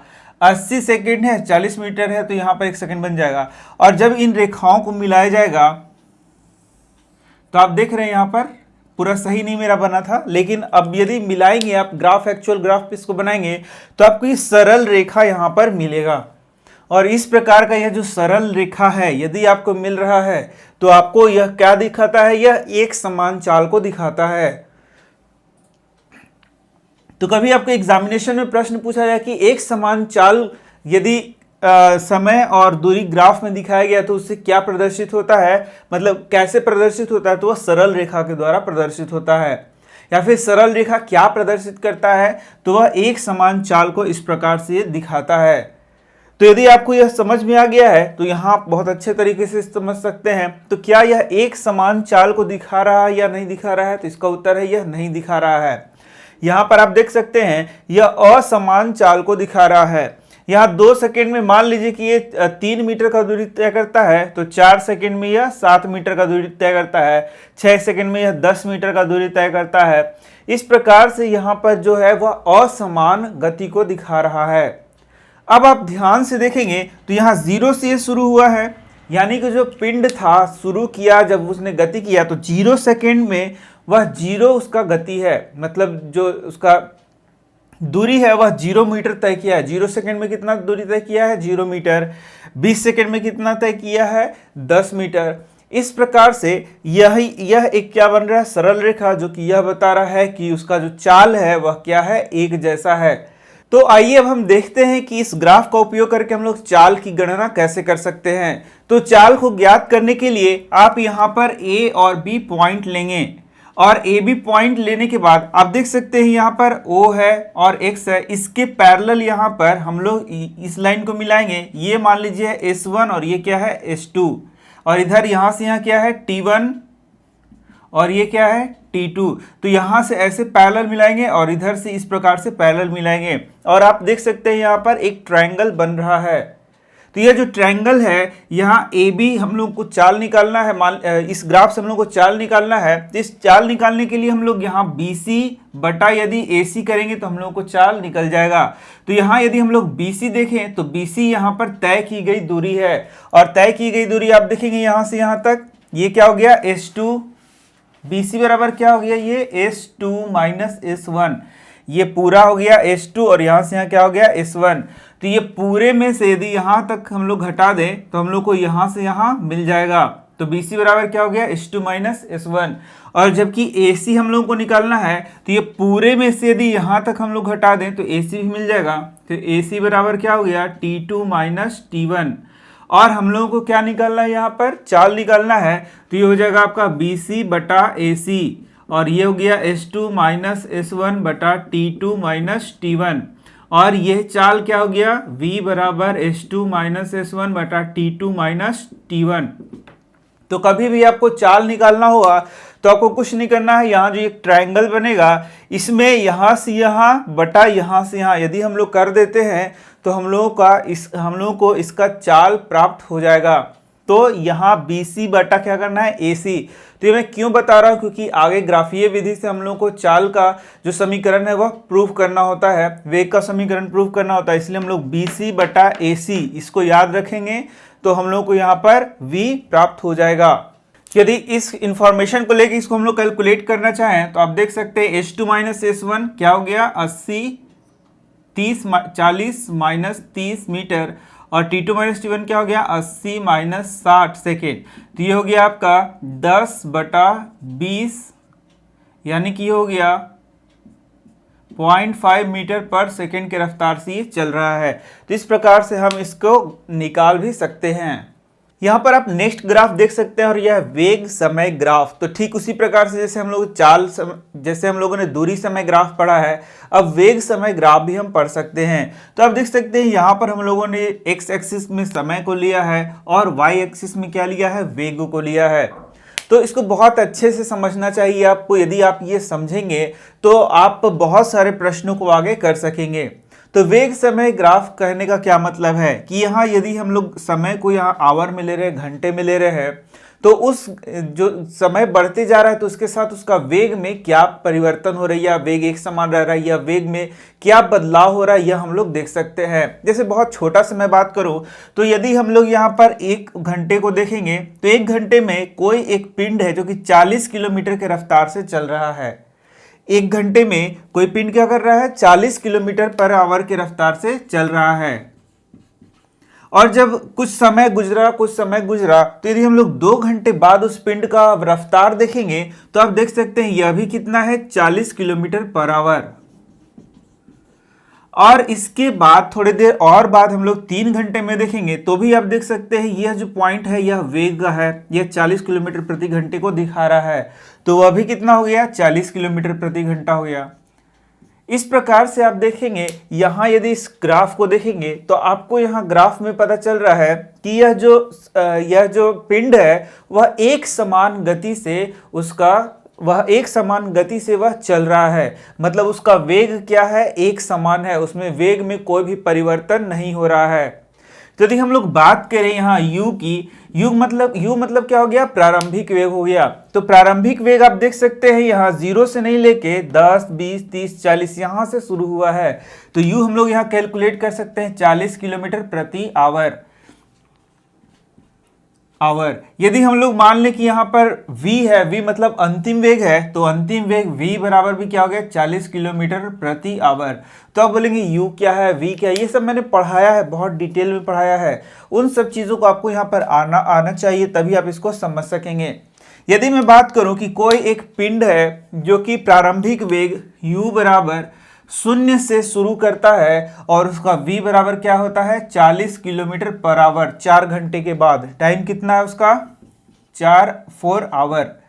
तो यहाँ पर आप देख सकते हैं कि u कितना हो गया, 0, यानी कि इसको हम लोग यहाँ से दर्शाएंगे। यानी कि जब वो शुरुआत किया तो यहाँ से उसने शुरू किया और 4 घंटे के बाद तो 1, 2, 3, 4 उसका वेग कितना हो गया, 40 किलोमीटर पर आवर। तो यहाँ पर हम लोग दिखाएंगे तो इस प्रकार से उसका ग्राफ होगा। तो यहाँ पर वही मैं बताना चाह रहा हूँ कि आपको यहाँ देख के समझना होगा कि उसका वेग बढ़ रहा है या घट रहा है या क्या हो रहा है। तो यहाँ आप ध्यान से देखें तो शुरुआत में वेग क्या था, 0 किलोमीटर पर आवर। और लेकिन 4 घंटे बाद उसका वेग कितना हो गया, उसका वेग हो गया आपका 40 किलोमीटर पर आवर। तो इस प्रकार से यदि हम लोग देखें तो वेग क्या हो रहा है, वेग क्या हो रहा है, बढ़ रहा है, वेग क्या हो रहा है, बढ़ रहा है। तो यदि आप इस प्रकार का एक यहाँ इस प्रकार का ग्राफ को देखेंगे तो यह ग्राफ क्या बता रहा है कि वेग जो है एक समान रूप से बढ़ रहा है। अब यदि हम लोग बात करें कि कोई एक पिंड है जिसका शुरुआती वेग क्या है, मान लीजिए 30 किलोमीटर पर आवर है, तो शून्य समय में मतलब कि एकदम जब शुरू हो रहा है तो u बराबर क्या है उसका 30 किलोमीटर पर आवर है। लेकिन 3 घंटे के बाद उसका वेग क्या हो गया, शून्य, या फिर बोलेंगे 30 घंटे के बाद उसका वेग हो गया, 3 घंटे के बाद उसका हो गया 10 किलोमीटर प्रति आवर। तो इस प्रकार से आप देखेंगे तो ऐसा ग्राफ आपको मिलेगा। तो यह जो ग्राफ शो कर रहा है यह बता रहा है कि जो वेग है वह वेग क्या हो रहा है, घट रहा है। समय के साथ वेग यहाँ पर क्या हो रहा है, घट रहा है। तो यहाँ पर यदि हम लोग u बोलेंगे तो 30 हो गया, v बोलेंगे तो क्या हो गया, ये 10 किलोमीटर प्रति आवर, और टाइम बोलेंगे तो कितना हो गया, 3 आवर। तो यदि मैं पूछूं कि क्या आप यहाँ एक्सिलरेशन यानी कि त्वरण निकाल सकते हैं, तो त्वरण हम लोगों ने पढ़ा है। त्वरण मैंने क्या बताया है, त्वरण क्या है, वेग में परिवर्तन की दर बटा समय। कैसे हम लोग इससे त्वरण का मान ज्ञात कर सकते हैं, यानी त्वरण क्या हो गया, वेग में परिवर्तन का दर। तो यदि हम लोग को वेग में परिवर्तन पता चल जाए और बटा समय करें तो वेग में परिवर्तन का दर हम लोग ज्ञात कर लेंगे, और इस वेग समय ग्राफ से हम लोग त्वरण को ज्ञात कर लेंगे। तो यहाँ पर आप यही समझिए कि यहाँ पर वेग में परिवर्तन बढ़ रहा है या घट रहा है उसको हम लोग ग्राफ को देख के ही पता कर सकते हैं। जैसे ये ऊपर से नीचे ग्राफ आ रहा है तो यहाँ पर वेग क्या हो रहा है, घट रहा है। नीचे से ऊपर जाएगा तो वेग क्या होगा, बढ़ेगा। इस तरीके से यहाँ पर वेग में परिवर्तन के दर को हम लोग इस ग्राफ से पता कर सकते हैं, और उसके बाद हम लोग त्वरण का भी गणना कर सकते हैं। अब यदि मैंने फिर से जैसे कि अब थोड़ा सा इसके बारे में बता दूं कि सरल रेखा में चल रहा वस्तु, सरल रेखा में चल रहा वस्तु मतलब एक ही रेखा में वह चल रहा है, तो उसको हम लोग वेग, उसके चाल को ही हम लोग क्या बोलते हैं, वेग बोलते हैं। ये मैंने आपको बताया था कि चाल और वेग में बस इतना अंतर आपको करना है कि यदि एक ही दिशा में जो चाल होता है उसे ही हम लोग क्या बोलते हैं, वेग बोलते हैं। इसके बाद वेग समय ग्राफ की ऊंचाई में परिवर्तन यदि नहीं होगा तो उसको हम लोग क्या बोलेंगे, एक समान वेग। जैसे कि मान लीजिए कि 1 घंटे में वह 40 किलोमीटर पर आवर की रफ्तार से चल रहा है, 2 घंटे में भी वही रफ्तार है, 3 घंटे 4 घंटे सब में वही उसका रफ्तार है। तो यहाँ पर आप देखेंगे इस प्रकार से जो ग्राफ बन रहा है उसका ऊंचाई नहीं बढ़ रहा है। जो ग्राफ है इस तरीके से ना ऊंचाई बढ़ रहा है ना ऊंचाई घट रहा है, एक समान है। तो यही सब प्रश्न पूछा जाता है कि वेग समय ग्राफ में यदि ऊंचाई नहीं बढ़ रहा है तो किस प्रकार का वहां पर वेग है, यानी कि तो हम लोग उत्तर दें कि एक समान वेग है। यदि ऊंचाई बढ़ रहा है तो हम लोग क्या बोलेंगे कि वेग में परिवर्तन हो रहा है और वह एक्सिलरेट हो रहा है, मतलब उसमें त्वरण आ रहा है, और वह पॉजिटिव त्वरण है यानी कि ऊपर की ओर बढ़ रहा है। इस प्रकार से आप यहाँ पर इसको बना सकते हैं। अब हम लोग जो वेग समय ग्राफ है उसके द्वारा इसमें तय की गई दूरी या फिर बोले विस्थापन को भी हम लोग निकाल सकते हैं। तो आप विस्थापन का परिभाषा, विस्थापन का जो फॉर्मूला वह जानते हैं, वह होता है वेग गुना समय। विस्थापन का जो फॉर्मूला है वह क्या है, वेग गुना समय। तो यदि आपको वेग पता है और समय पता है, इन दोनों को यदि आप गुना करेंगे तो आपको क्या पता चल जाएगा, यहाँ विस्थापन पता चल जाएगा। तो यहाँ पर हम लोग इसी तरीके से इसको देखते हैं। मान लीजिए ए है, ये है बी, ये है सी और ये क्या है, डी। तो यहाँ पर आप देख सकते हैं यहां से यहां तक समय क्या हो गया, t2 हो गया, और यहां से यहां तक समय क्या हो गया, t1। तो यदि c और d के बीच का टाइम हम लोग देखें तो ये क्या हो गया, t2 माइनस t1। मतलब यहां से यहां पूरे में से इसको घटा देंगे तो यहां से यहां तक का समय हम लोगों को पता चल जाएगा। और जब आप देखेंगे यहाँ पर वेग कितना है, तो वेग यहाँ जो ऊंचाई है यानी कि AC या फिर BD, यही इसका क्या है, यही जो है इसका वेग है, क्योंकि ये एक समान वेग है, इसमें ना कोई बढ़ोतरी हो रही है ना ही ये घट रहा है। तो इस प्रकार से यदि हम लोग टाइम देखें तो t2 माइनस t1 हो गया, और एक समान वेग देखें तो या तो AC कर दीजिए या तो BD कर दीजिए, AC कर देंगे या फिर BD कर देंगे। और एक समान वेग यहाँ पर क्या है, 40 किलोमीटर पर आवर है। इस प्रकार से यदि S को देखें तो AC गुना क्या हो गया, CD, AC गुना CD, और ये क्या हो गया, AC गुना CD इसका एरिया भी है। आप देख सकते हैं ये चतुर्भुज का क्षेत्रफल भी है।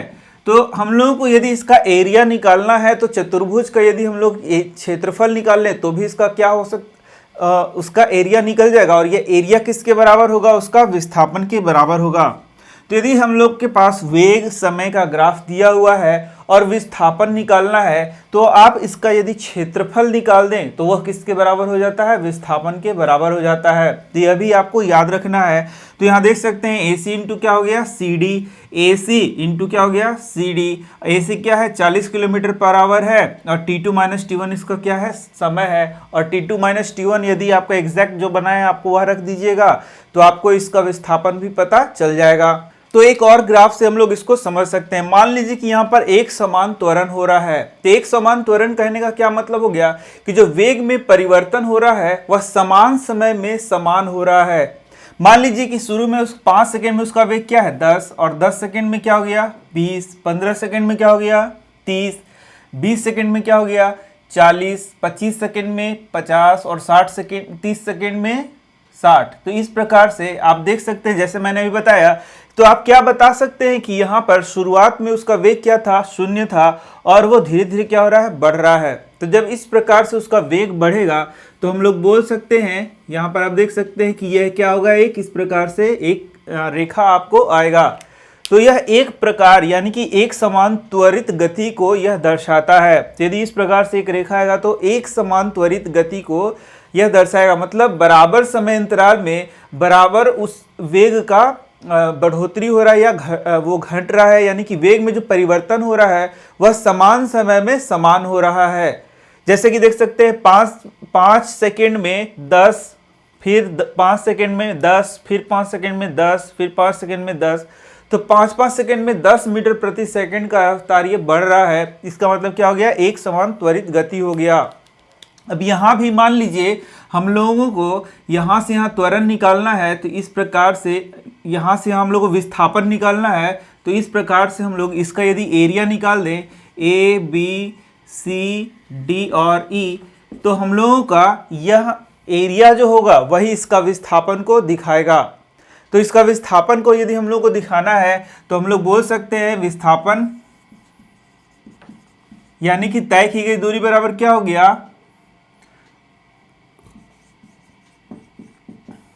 का क्षेत्रफल। तो यहाँ ABCDE का क्षेत्रफल आप देख सकते हैं, यहां पर एक चतुर्भुज है प्लस एक ट्रायंगल है आपका।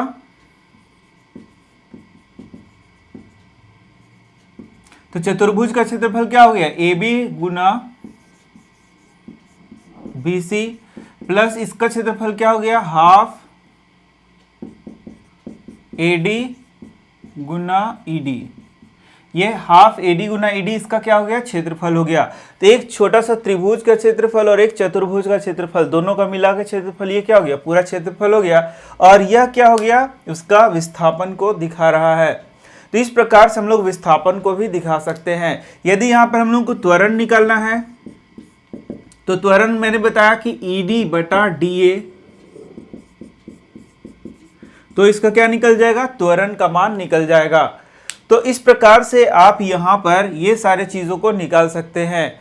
तो गति के समीकरण को पहले आपको याद कर लेना है। सबसे पहला होता है V बराबर U प्लस AT, दूसरा है S बराबर UT plus half AT square, और तीसरा है 2AS बराबर V square minus U square. तो आपको यह समझना होगा कि यहाँ पर V क्या हो गया, अंतिम वेग, U क्या हो गया, प्रारंभिक वेग, A का मतलब होता है त्वरण और T का मतलब क्या होता है, टाइम, जबकि S का मतलब क्या होता है, दूरी। तो इसके पहले की वीडियो में बहुत अच्छे तरीके से मैंने वेग और समय के ग्राफ को आपको समझाया है, और वहाँ पर हम लोगों ने देखा था कि किस प्रकार से यदि समान समय में समान वेग बढ़ते जा रहा है या घटते जा रहा है तो उसको हम लोग क्या बोलते हैं कि वहाँ पर एक समान त्वरण हो रहा है। और उसी जब एक समान यदि त्वरण होगा तो उसके द्वारा हम लोग इस ये जो समीकरण है उसको हम लोग यहाँ पर प्रूव करेंगे। तो यहाँ पर आपको अब ध्यान देना है कि कोई वस्तु एक सीधी रेखा में जा रही है और एक समान त्वरण से चलती है। तो एक समान त्वरण से कहने का क्या मतलब हुआ कि आप टाइम जैसे जैसे बढ़ रहा है उसका वेग भी वैसे वैसे बढ़ रहा है। तो आप देख सकते हैं जितना टाइम बढ़ा उतना ही वेग बढ़ा। जैसे कि 5 सेकेंड में आपका वेग है 10 मीटर प्रति सेकेंड, तो 10 सेकेंड में क्या हो गया, 10 सेकेंड में क्या हो गया, ये 20 मीटर प्रति सेकेंड, तो 15 सेकेंड में क्या हो गया, ये 30 मीटर प्रति सेकेंड। इस प्रकार से जैसे जैसे वेग बढ़ रहा है, मतलब जैसे जैसे टाइम बढ़ रहा है, वैसे वैसे वेग भी यदि बढ़ेगा तो हम लोग बोलेंगे कि वह एक समान त्वरण में है। और उसके लिए मैंने आपको ग्राफ सिखाया था कि उसके लिए ग्राफ कुछ इस तरीके से होता है, इस प्रकार से एक समान त्वरण यदि बढ़ते हुए हम लोग दिखाएंगे तो इस तरीके से होगा कि धीरे जैसे जैसे समय यहाँ बढ़ रहा है वैसे वैसे यहाँ वहाँ वेग भी क्या हो रहा है, बढ़ रहा है। तो इस तरीके से कुछ यहाँ पर आपको एक सरल रेखा मिल रही थी। तो इसके बाद यदि आपने वह वीडियो देख लिया है तभी इस वीडियो को देखें तो आपको ये बहुत सरलता से समझ में आएगा। तो हम लोगों को ये वेग समय ग्राफ के द्वारा इसके समीकरण को प्रूव करना है। तो मान लीजिए कि कोई एक पिंड है, गतिशील पिंड है, वह u वेग से प्रारंभ करता है a से, और वह धीरे धीरे उसका वेग बढ़ते जा रहा है, v वेग तक पहुंचता है, और टाइम t में वह b पर इस तरीके से पहुंच रहा है। आप देख सकते हैं यहाँ पर ये जो बिंदु है इसी को मिला के हम लोग इस तरीके से ग्राफ खींचते हैं। तो जैसे जैसे टाइम बढ़ रहा है उसका वेग भी क्या होते जा रहा है, बढ़ते जा रहा है। इस प्रकार शुरू में पिंड का वेग क्या था, u, प्रारंभिक वेग क्या था u, और समय t में उसका वेग क्या हो गया, अंतिम वेग क्या हो गया, v। तो अब इसका हम लोग को त्वरण निकालना होगा, और तय की गई दूरी को निकालना है। तो त्वरण निकालने के लिए मैंने बताया था कि सबसे पहले इस तरीके से हम लोग यहां परपेंडिकुलर खींचते हैं, और यदि आपने वो वीडियो देख लिया है तो क्या आप बता सकते हैं कि त्वरण हम लोग कैसे निकालते हैं? तो क्या आप बता सकते हैं त्वरण हम लोग कैसे निकालते हैं? तो त्वरण निकालने के लिए मैंने बताया था कि यहां पर BD बटा AD ये यदि हम लोग करेंगे तो इसका त्वरण निकल जाएगा। तो हम लोग यदि लिख सकते हैं त्वरण A बराबर BD बटा AD, यह इसका क्या है, त्वरण है। ये आपको याद रखना है, यदि आपको याद नहीं है तो इसको याद कर लीजिए कि यहाँ पर यहाँ से यहाँ बटा यहाँ से यहाँ यदि हम लोग करेंगे तो इसका त्वरण हो जाएगा। कैसे होता है कि त्वरण बराबर होता है वेग में परिवर्तन की दर, तो वेग में परिवर्तन की दर को क्या कहते हैं, वेग में परिवर्तन बटा समय। तो जो वेग में परिवर्तन होता है वही BD के बराबर होगा। अब ये कैसे होगा ये ध्यान दीजिए। वेग में परिवर्तन क्या होता है, v माइनस u, अंतिम वेग माइनस प्रारंभिक वेग, अंतिम वेग माइनस क्या होगा, प्रारंभिक वेग। तो v माइनस क्या होता है, u होता है। तो आप देखिए कि यहाँ पर अंतिम वेग v माइनस u है, तो अंतिम वेग यहाँ पर क्या हो गया, v हो गया। तो v क्या हो गया, यहां से यहां तक का दूरी को हम लोग कहेंगे v, यहां से यहां तक का दूरी को क्या कहेंगे u, और यहां से यहां तक की दूरी को क्या कहेंगे t। इसको मैं समझा दे रहा हूं, उसके बाद इस पे आएंगे। तो यदि मैं पूछूं OC कितना है तो यह t के बराबर है, OC t के बराबर है, तो AD भी कितने के बराबर है, t के बराबर है। यदि मैं बात करूं O से E तो OE कितने के बराबर है, OE बराबर है V के बराबर। यदि OA बोलूं तो OA कितने के बराबर है, U के बराबर। ठीक इसी प्रकार से यदि हम लोग CD लिखते हैं तो CD आप लोग देख सकते हैं ये और ये बराबर है, तो ये भी क्या हो जाएगा, U। यदि हम लोग बात करें B और C तो BC बराबर क्या हो जाएगा, आपका V हो जाएगा। यदि हम लोग बात करें C और D तो CD बराबर क्या होगा, U हो जाएगा। और यदि हम लोग यहाँ पर BC माइनस CD करें, BC माइनस CD करें तो BC माइनस CD क्या हो जाएगा, BD हो जाएगा। ध्यान से देखिए ये पूरे में से यदि इसको घटाएंगे तो ये क्या हो जाएगा, BD हो जाएगा। और BD बराबर क्या होगा, V माइनस U हो जाएगा, क्योंकि BC बराबर क्या है, BC बराबर है V और CD बराबर क्या है, U। तो ये हो जाएगा V माइनस U। इस प्रकार से हर एक चीज आपको यहाँ पर समझना होगा। तो हम लोग बोलते हैं त्वरण बराबर वेग में परिवर्तन बटा समय। तो यहां पर वेग में परिवर्तन को हम लोग क्या कहेंगे, BD। तो ये लिख दिए BD बटा समय, T को क्या लिख सकते हैं, OC, या फिर इसको लिख सकते हैं BD बटा OC को क्या लिख सकते हैं, AD। अब BD बराबर क्या हम लोग लिखेंगे, BD बराबर हो गया BC माइनस CD बटा AD बराबर क्या हो गया, OC बराबर क्या हो गया, AD, ये हो गया T। तो यहाँ B D B C minus C D क्या हो गया, v माइनस यू बटा टी। अब यहाँ ध्यान से यदि देखेंगे तो a बराबर क्या हो गया, v माइनस यू बटा टी। तो v माइनस यू बराबर क्या हो गया, ए टी। तो v बराबर क्या हो गया, u प्लस ए टी। यही प्रूफ आपका हो गया। इस तरीके से हम लोग यहाँ पर इसको दिखा सकते हैं। अब हम लोग यदि समय और स्थिति के लिए जो समीकरण है उसको प्रूव करें तो आप देख सकते हैं यहाँ पर दूरी निकालना है। तो दूरी के लिए जैसे मैंने आपको दूरी का पहले ही बताया है कि किस प्रकार से हम लोग दूरी निकालेंगे, तो t समय में जो दूरी है वह यहाँ पूरा ये क्षेत्रफल हो जाएगा। ये पूरा आप देख सकते हैं, ये पूरा जो क्षेत्रफल है वही इसके दूरी को क्या करेगा, बताता है। ये मैंने आपको पीछे के वीडियो में ही सिखाया है। तो यदि यहाँ पर दूरी को हम लोग दिखाएंगे तो दूरी हम लोग कैसे निकाल सकते हैं, तो यहाँ चतुर्भुज क्या है बताइए, ओ सी डी ए, या फिर ए ओ सी डी का क्षेत्रफल प्लस क्या हो गया, त्रिभुज ए डी बी का क्षेत्रफल। तो क्या बता सकते हैं, चतुर्भुज AOCD का क्षेत्रफल क्या होगा, तो कोई भी हम लोग भुजा लेंगे, AO इंटू AC कर सकते, OC कर सकते हैं, AO इंटू OC प्लस त्रिभुज का क्षेत्रफल क्या हो गया, तो half into AD into BD, half गुना लंब गुना क्या होता है, आधार। तो इस प्रकार से इसका क्षेत्रफल हम लोग निकालेंगे।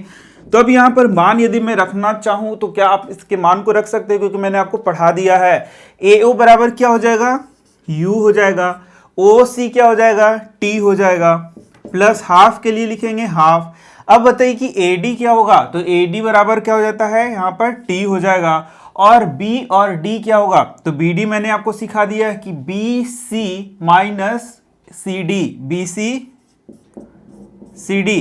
तो BC माइनस CD क्या हो गया, तो ये हो गया UT प्लस हाफ T।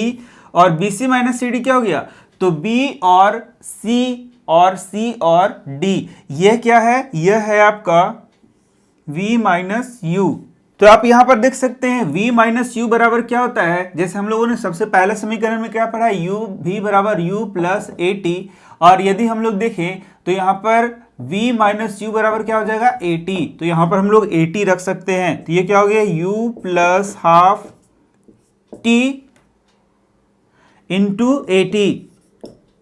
तो ये S निकाल रहे हैं, तो S बराबर क्या हो गया, S बराबर देख लीजिए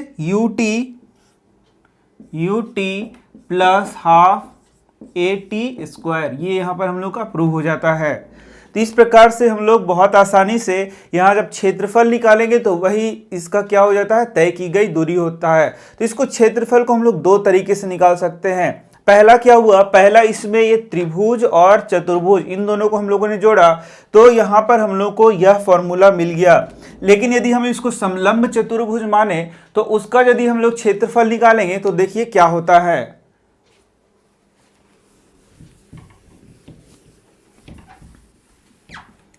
तो तय की गई दूरी S को एक तरीके से और निकाल सकते हैं, वह है समलंब चतुर्भुज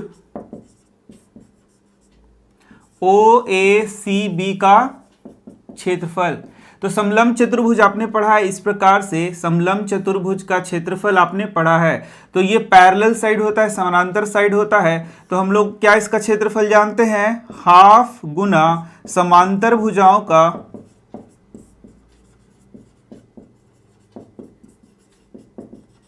योग और गुना क्या करते हैं, ऊंचाई। ये क्या होता है, समलंब चतुर्भुज का क्षेत्रफल होता है। तो यदि हम लोग यहाँ पर हाफ लें तो समांतर भुजाएं कौन सी हैं, OA और BC हैं। तो OA प्लस BC हम लोग लिख सकते हैं। और ऊंचाई क्या हो गया, OC या फिर AD, कोई भी लिख सकते हैं, तो OC हो गया। अब इसके मान को लिख देंगे, मैंने जैसे आपको बताया है हाफ गुना, अब OA क्या हो गया, OA हो गया आपका U, OA क्या हो गया U, और BC क्या हो गया आपका V, प्लस क्या हो गया V, और गुना OC क्या हो गया आपका T।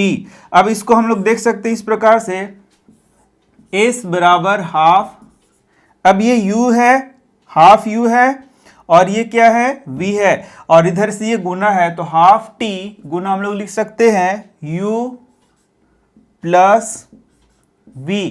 अब यहाँ पर बस एक चीज आपको याद रखना है कि t को v बराबर u प्लस ए टी जो हम लोग बनता है v बराबर u प्लस ए टी से t का मान यहाँ पर निकाल के हम लोग को रख देना है। यदि हम लोग t का मान यहाँ रख देंगे तो हम लोग का समीकरण आ जाएगा। तो आप देख सकते हैं इसको t को कैसे निकालेंगे, तो ये इधर आएगा v माइनस यू बराबर ए टी और t बराबर क्या हो जाएगा आपका v माइनस यू बटा ए। तो इसी को हम लोग यहाँ पर यदि रख देंगे तो s बराबर क्या होगा, ये 2 जो है सो इधर आ जाएगा, तो इसको 2 लिख देते हैं। और यहाँ पर आप ध्यान देंगे तो t के जगह क्या हो जाएगा v माइनस यू बटा ए और यहाँ पर क्या हो जाएगा v प्लस u। तो आप देख सकते हैं ये formula a plus B into A minus B, A square minus B square आता है, तो ये a इधर आ जाएगा तो 2as हो जाएगा और ये हो जाएगा v square minus U square. इस प्रकार से ये फॉर्मूला आपको प्रूव हो जाता है। तो यहाँ पर आपको ध्यान बस यहाँ देना था कि यहाँ t की जगह ये फॉर्मूला रखना था। तो इस प्रकार से आपको थोड़ा सा यहाँ पर याद भी करना होगा और ये बहुत ही इंपॉर्टेंट होता है ये तीनों फॉर्मूला। इससे बहुत सारे न्यूमेरिकल आपको एग्जामिनेशन में पूछे जाते हैं और इसमें हम लोग न्यूमेरिकल को देखने वाले हैं। तो न्यूमेरिकल मैं यहाँ पर बताने वाले जिसे हम लोग आंकिक प्रश्न के नाम से जानते हैं। तो हम लोगों ने भी गति के समीकरण को पढ़ा था। गति के समीकरण में हम लोगों ने 3 समीकरण को पढ़ा था, v is equal to U plus A T, s is equal to U T plus half A T square और तीसरा था v square minus U square बराबर 2as। तो ये 3 समीकरण हम लोगों ने पढ़ लिया है। तो इसको इधर से भी लिख सकते हैं 2as बराबर v square minus U square. तो ये 3 गति के समीकरण हैं और इन्हीं के आधार पर अब आपको आंकिक प्रश्न दिए जाएंगे और आप उसको सॉल्व करना है। तो यहाँ इसको हम लोग इस प्रकार से एक प्रश्न को लेते हैं, जैसा कि आप पहला क्वेश्चन देख सकते हैं, रेल विरामावस्था से शुरू करके 5 मिनट में 72 किलोमीटर प्रति आवर का वेग प्राप्त कर लेती है। तो यहाँ पर अब 2 चीजें मैं सिखा रहा हूं, उसको आप सीखिए। सबसे पहले यदि वह विरामावस्था से शुरू करेगी तो यहाँ पर u जिसे हम लोग क्या बोलते हैं प्रारंभिक वेग, v जिसे क्या बोलते हैं अंतिम वेग, t जिसे क्या बोलते हैं टाइम, a बराबर क्या होता है त्वरण और s बराबर क्या होता है दूरी। ये आपको पता होना चाहिए। u बराबर क्या हो गया प्रारंभिक वेग। तो अब प्रारंभिक वेग कई बार ऐसा होगा कि प्रारंभिक वेग कुछ दिया होगा कि कोई गाड़ी 10 मीटर प्रति सेकंड के रफ्तार से गाड़ी चलाना शुरू करता है। तो वहां पर जैसे ही शुरू आएगा वह शुरू आपको देखना है। कहीं कहीं पे आपको शुरू लिखा ही नहीं हुआ होगा, तो जब शुरू होगा मतलब वह क्या है प्रारंभिक वेग है। तो यहाँ पर आप देख सकते हैं रेल विरामावस्था से शुरू हो रहा है, तो जैसे ही शुरू वर्ड आया तो आपको देखना है यह विरामावस्था से शुरू हुआ है, मतलब इसका शुरू में जो वेग था वह 0 है, यानी कि जो प्रारंभिक वेग है वह क्या है 0 मीटर प्रति सेकेंड। यह पहला हो गया। तो आपको प्रश्न को पढ़ते जाना है, प्रत्येक वर्ड में कुछ न कुछ आपके लिए दिया हुआ है जिससे कि आप उस प्रश्न को बनाएंगे। तो वह विरामावस्था से शुरू करके 5 मिनट में, टाइम कितना बता रहा है 5 मिनट, 5 मिनट में 72 किलोमीटर प्रति घंटा का रफ्तार वह पकड़ लेता है। मतलब जो अंतिम वेग है यहाँ पर 5 मिनट बाद उसका रफ्तार कितना हो गया, वेग कितना हो गया 72 किलोमीटर प्रति आवर। तो v बराबर क्या लिखेंगे 72 किलोमीटर प्रति आवर। तो अब आपको a यहाँ पर निकालना होगा। ए मतलब यहाँ त्वरण। तो कुछ क्वेश्चन पूछ रहा है कि यहाँ त्वरण को निकालिए और दूसरा पूछ रहा है इस वेग को प्राप्त करने में तय दूरी, यानी कि यहाँ पर कितना तय दूरी है वह भी निकालना है। तो आपने समझा कि कैसे प्रश्न को हम लोग पढ़ते हैं उसके बाद उसके उत्तर को करते हैं। जैसे एक और प्रश्न मैं यहाँ पर पढ़ा रहा हूँ तो आपको ज़्यादा समझ में आएगा। तो कोई कार 5 सेकेंड में 18 किलोमीटर पर आवर से 36 किलोमीटर पर आवर का रफ्तार को प्राप्त कर लेता है।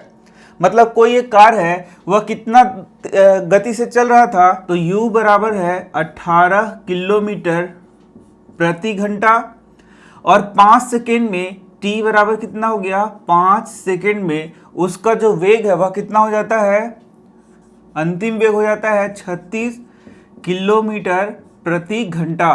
तो बोलता है कि त्वरण क्या है और उस समय में उसने कितना दूरी तय किया, s बराबर क्या है। तो आपने देखा एक में यहाँ u बराबर क्या था 0 और एक में u बराबर क्या है 18 किलोमीटर प्रति घंटा। तो आपको पहले बहुत अच्छे से समझना होगा, उसके बाद प्रश्न में जितने पॉइंट्स बन रहे हैं उसको लिखना है, क्या पूछा जा रहा है वह लिखना है। इसके बाद हम लोग फॉर्मूला यहाँ पर लगाएंगे। ये पहला स्टेप आपने सीख लिया। अब सेकंड स्टेप में क्या करना है आपको कि यहाँ जो दिख रहा है आपको, ये जो किलोमीटर प्रति घंटा में है उसको मीटर प्रति सेकंड में कर लेना है। जो मिनट है उसको भी किस में बदल देना है, सेकंड में बदल देना है। तो मैंने सिखाया भी है आपको, जैसे 72 किलोमीटर प्रति घंटा है तो इसको मीटर प्रति सेकंड में बदलने के लिए क्या करेंगे, ये मैंने पीछे के वीडियो में सिखाया, याद करिए। तो 72 किलोमीटर प्रति घंटा है तो 72 गुना क्या करेंगे 1000 मीटर और बटा 1 × 60 × 60 सेकेंड, और इसको हम लोग यहाँ पर इस प्रकार से करेंगे। तो ये हो गया 12, तो ये हो गया आपका 20 मीटर प्रति सेकेंड। तो v कितना आ गया आपका 20 मीटर प्रति सेकेंड, और टाइम t बराबर क्या हो गया, तो 5 मिनट बराबर क्या हो गया 5 मिनट। तो 5 × 60 सेकेंड हो गया 300 सेकेंड, ये हो गया। इस प्रकार से यहाँ पर ये हो गया 300 सेकेंड और ये हो गया आपका 20 मीटर प्रति सेकेंड। इस तरीके से आप इसको निकाल लेंगे। अब हम लोग क्या करेंगे आगे, अब तीसरा स्टेप में हम लोग क्या करते हैं, तीसरा स्टेप में हम लोग फॉर्मूला यूज करेंगे। तो यहाँ पर सबसे पहले त्वरण दिया हुआ है, तो त्वरण का तो आप फॉर्मूला जानते हैं।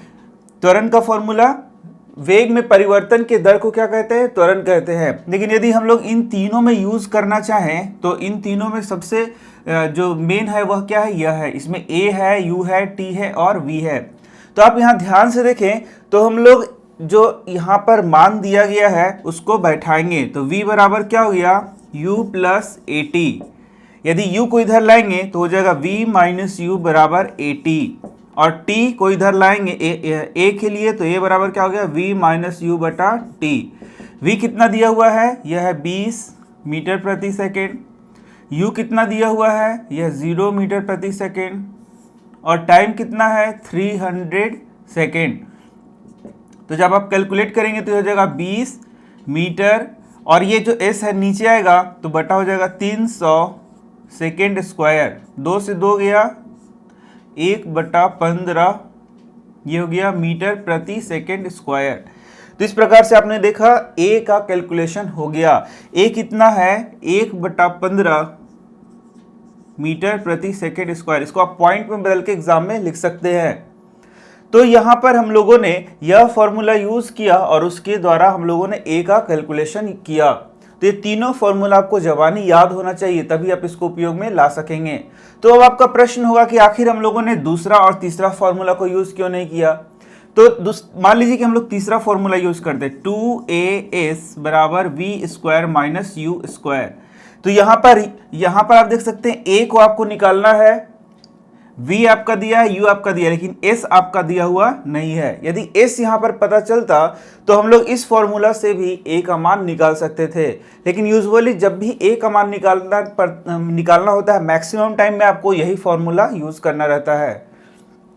चलिए अब दूसरा प्रश्न हम लोग देखते हैं। तो तय की गई दूरी, तो दूरी में आप देख सकते हैं दूरी बराबर क्या होता है s। तो ये हो गया पहला फॉर्मूला और ये हो गया दूसरा फॉर्मूला। तो आखिर दोनों में से किस फॉर्मूला को यूज करें, तो पहले हम लोग देख लेंगे कि हम लोग पास क्या क्या दिया हुआ है। यदि सब चीज़ हम लोगों को जो यहाँ पर रिक्वायरमेंट है वो चीज़ है तो हम लोग फिर आसानी से उसको निकाल सकते हैं। जैसे कि आपका s निकालना है, मान लीजिए हम लोग ये फॉर्मूला लिखते हैं। तो s बराबर ut plus half into at square. तो यहाँ पर देखना है कि s निकालने के लिए क्या चाहिए, u चाहिए जो कि हमारे पास है, t चाहिए जो कि हमारे पास है, हाफ है, a हम लोग निकाल चुके हैं, t हम लोगों के पास है। तो यदि ये सारा चीज़ों को मान हम लोग रख दें तो s यहाँ हम लोग को पता चल जाएगा। तो चलिए हम लोग देखते हैं। तो u बराबर क्या हो गया, u बराबर 0 इंटू टी, तो ये तो 0 ही हो जाएगा। हाफ की जगह हाफ रख दिया, a की जगह 1/15 और t की जगह कितना हो गया 300 इंटू 300। और यहाँ पर यदि हम लोग कैलकुलेट करें तो यहाँ 15 गुना 2 30 हो गया, तो ये हो गया आपका 10, तो ये हो गया 3000 मीटर। तो यहाँ पर s बराबर क्या आ गया 3000 मीटर आंसर आ गया। इसको 3 किलोमीटर भी आप बदल सकते हैं इस प्रकार से। तो ये पहला फॉर्मूला से तो s का मान निकल गया, लेकिन क्या दूसरे फॉर्मूला से भी s का मान निकलेगा?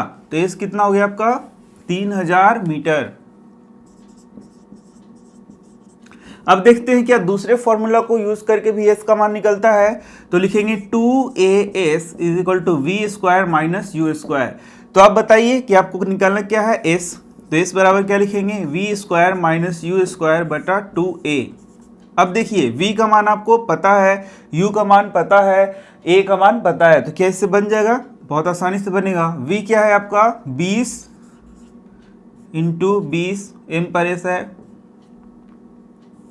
इसके बाद 2a है तो 2 इंटू a कितना हो गया 1/15। ये मैं अभी नहीं लिख रहा हूँ, मैं सिर्फ समझा दे रहा हूँ आपको, उसको बाद में हम लोग लिखेंगे। तो यहाँ पर यदि हम लोग इसको कैलकुलेट करेंगे तो ये 15 ऊपर जाएगा, तो ये हो जाएगा बराबर 20, इसको 10 से काट दे रहे हैं तो ये हो गया आपका 200 और इंटू 15, तो ये देख सकते हैं ये 30 हो गया और ये 20 हो गया मीटर। ये आपका आंसर आ गया। लेकिन ध्यान देना है कि यहाँ पर प्रत्येक बार हम लोग को मात्रक लिखते हुए जाना है। मैं समझाने के लिए मैं फट से इसको करना चाह रहा हूँ, इसलिए मैंने मात्रक नहीं लिखा है। तो ये इस प्रकार से आप बना सकते हैं। तो पहला स्टेप में क्या करना होता है, पहला स्टेप में क्वेश्चन को पढ़ के ये सारा चीज़ लिखना है। दूसरा स्टेप में आपको देखना है कि सब एक तरीके का मात्रक है कि नहीं, इसमें उसको चेंज तो नहीं करना है। और तीसरा स्टेप में आपको कौन सा फॉर्मूला यूज़ होगा वह यहाँ पर देखकर लगाना है। तो यदि हम लोग यहाँ पर देखें दूसरे क्वेश्चन को, तो u बराबर क्या है 18 किलोमीटर पर आवर। तो इसको लिख सकते हैं 18 इंटू 1000 60 इंटू 60 m पर s, ये मैंने बताया आपको। तो 2 इधर से हो गया, तो ये हो गया आपका 5 मीटर प्रति सेकेंड। u कितना हो गया 5 मीटर प्रति सेकेंड। यदि हम लोग v निकालें तो ये हो गया 36 इंटू 1000 बाय 1 इंटू 60, 1 भी कर सकते हैं, इंटू 60, तो ये 2 गया, 36 कट गया, तो ये हो गया 10 मीटर प्रति सेकेंड। अब आपको यहाँ पर त्वरण प्राप्त करना है, तो आप जानते हैं कि a बराबर क्या होता है v माइनस यू बटा टी। तो v आपको पता है 10 मीटर प्रति सेकेंड, u कितना है 5 मीटर प्रति सेकेंड और t कितना है 5 सेकेंड। तो ये हो गया 5 मीटर प्रति सेकेंड बटा 5 सेकेंड बराबर क्या हो गया 5 से 5 गया, तो ये हो गया 1 मीटर प्रति सेकेंड स्क्वायर। ये क्या निकल गया, यह निकल गया आपका त्वरण। अब मैं बता रहा हूं कि अब हम लोग को क्या निकालना है दूरी। तो दूरी के लिए कौन सा फॉर्मूला यूज करेंगे, यह यूज करेंगे या फिर यह यूज करेंगे। तो आप देखेंगे कि यहाँ पर दोनों फॉर्मूला में से कोई भी यूज किया जाए ये इसका आंसर बन जाएगा। तो आप इसको प्रयास करिएगा और इसके आंसर को आप बना करके आप कमेंट बॉक्स में डालिएगा। नेक्स्ट प्रश्न आप देख सकते हैं, कार पर ब्रेक लगाने पर गति के विपरीत दिशा में 6 मीटर प्रति सेकंड स्क्वायर का त्वरण उत्पन्न करती है। यह रुकने में 2 सेकंड का समय लेता है। तो देखिए कि ये मान लीजिए कि ये कार चल रहा है, इस प्रकार से कार चल रहा है और कार जो है सो अचानक ब्रेक लगाता है। मान लीजिए कार है, यहाँ पर इसने ब्रेक लगाया और ब्रेक लगाने के बाद यह क्या होता है, इसका एक्सीलरेशन कम होता है और ये फिर थोड़ा आगे बढ़ता है और 2 सेकंड बाद यहाँ पर रुक जाता है। तो जैसे ही कार यहाँ पर रुक जाता है तो v बराबर क्या हो गया 0 मीटर प्रति सेकेंड हो गया। लेकिन कार किसी रफ्तार से जा रही थी तो u हम लोगों को पता नहीं है। यहाँ से यहाँ जाने में इसको कितना टाइम लगा 2 सेकेंड का टाइम लगा। 2 सेकेंड बाद ये रुक गया। लेकिन यहाँ पर a का मान ध्यान से देखिए, तो कार के विपरीत दिशा में, जैसे कि कार का दिशा ये है तो a का मान जो है वह गति के विपरीत दिशा में लिखा हुआ है। तो जब भी गति का विपरीत दिशा हो तो a बराबर हम लोग लिखेंगे -6m पर s स्क्वायर। मतलब a का मान को हम लोग माइनस लेंगे। यदि गति की दिशा में एक्सेलरेशन हो रहा है, त्वरण हो रहा है, तो हम लोग पॉजिटिव लेते हैं हमेशा। लेकिन गति के विपरीत दिशा में हो रहा है तो हम लोग क्या लेंगे, माइनस लेंगे। जैसे हम लोगों ने ब्रेक इस तरीके से ब्रेक को लगाया जा रहा है, उसके बाद भी कार आगे बढ़ रहा है, मतलब यहाँ पर डी एक्सिलरेशन हो रहा है। मतलब ये त्वरण जो है वह मंदन होगा, ये त्वरण नहीं होगा। मतलब गाड़ी का मंदन हो रहा है और गाड़ी रुक रहा है। त्वरण मतलब क्या हो गया, कि गाड़ी जो है पॉजिटिव त्वरण मतलब क्या होगा कि गाड़ी का स्पीड धीरे धीरे बढ़ते जा रहा है, और निगेटिव त्वरण का क्या मतलब होगा कि गाड़ी धीरे धीरे रुकते जा रहा है। तो ये बात आपको ध्यान देना पड़ेगा। तो ए बराबर आपको पता चल गया, टी बराबर 2 सेकेंड दिया हुआ है, वी बराबर गाड़ी रुक जाता है तो 0 मीटर प्रति सेकेंड हो गया ये। तो अब आपको u का गणना करना है, और यहां से यहां तक जब ये रुकता है ब्रेक लगाने के बाद तो कितना दूरी तय करता है, तो इस भी आपको पता करना है। तो आपको तो पता है 3 फॉर्मूला, आप यदि यहां पर लिख लें तो पहला क्या है, v = u + at, दूसरा क्या है, s बराबर ut + हाफ at², तीसरा क्या है, v² - u² बराबर 2as। ये तीनों में से जो फॉर्मूला सूटेबल है उसको हम लोग यहाँ यूज करेंगे। तो यदि हम लोग पहला फॉर्मूला यूज करें v = u + at, तो आपको निकालना है यहाँ पर क्या निकालना है, u निकालना है। तो यदि हम लोग u बराबर लिखें तो v - at हो जाएगा। v यहाँ पर क्या है आपका 0 मीटर प्रति सेकेंड, a बराबर क्या है -6 मीटर प्रति सेकेंड स्क्वायर, और t कितना है आपका, t है आपका 2 सेकेंड। तो यदि इसको हम लोग गुना करेंगे तो माइनस माइनस क्या हो जाएगा प्लस, तो ये हो जाएगा 12 मीटर प्रति सेकेंड। तो u कितना है u कितना है 12 मीटर प्रति सेकेंड, यानी कि जो कार जो चल रहा था, कार जो जा रहा था उसका u कितना था 12 मीटर प्रति सेकेंड, और उसने जब ब्रेक लगाया तो 2 सेकेंड के बाद वह रुक जाता है, तो v बराबर क्या हो जाता है इसका 0 मीटर प्रति सेकेंड। तो यहाँ जब ब्रेक लगाया उसके बाद इसने कितना दूरी तय किया, तो इस बराबर क्या होता है ut + हाफ at²। u की जगह आप क्या लिख सकते हैं, u की जगह आप 12 मीटर प्रति सेकेंड लिखेंगे, t की जगह कितना सेकेंड लगा तो 2 सेकेंड लगा, हाफ की जगह हाफ लिखेंगे, a की जगह -6 m/s² लिखेंगे, और t की जगह कितना लिखेंगे 4 लिख देंगे। तो यदि इसको कैलकुलेट करेंगे तो ये हो जाएगा आपका सेकेंड, तो यहाँ 4 सेकेंड इंटू सेकेंड हो गया, तो सेकेंड स्क्वायर से सेकेंड इंटू सेकेंड कट जाएगा, और आपका सेकेंड से ये सेकेंड कट जाएगा, तो ये हो जाएगा मीटर -12 मीटर, तो ये हो जाएगा आपका 24 मीटर। तो इस प्रकार से आप प्रश्नों को बना सकते हैं। तो मैं मिल रहा हूँ आपसे नेक्स्ट वीडियो में नेक्स्ट चैप्टर के साथ। धन्यवाद।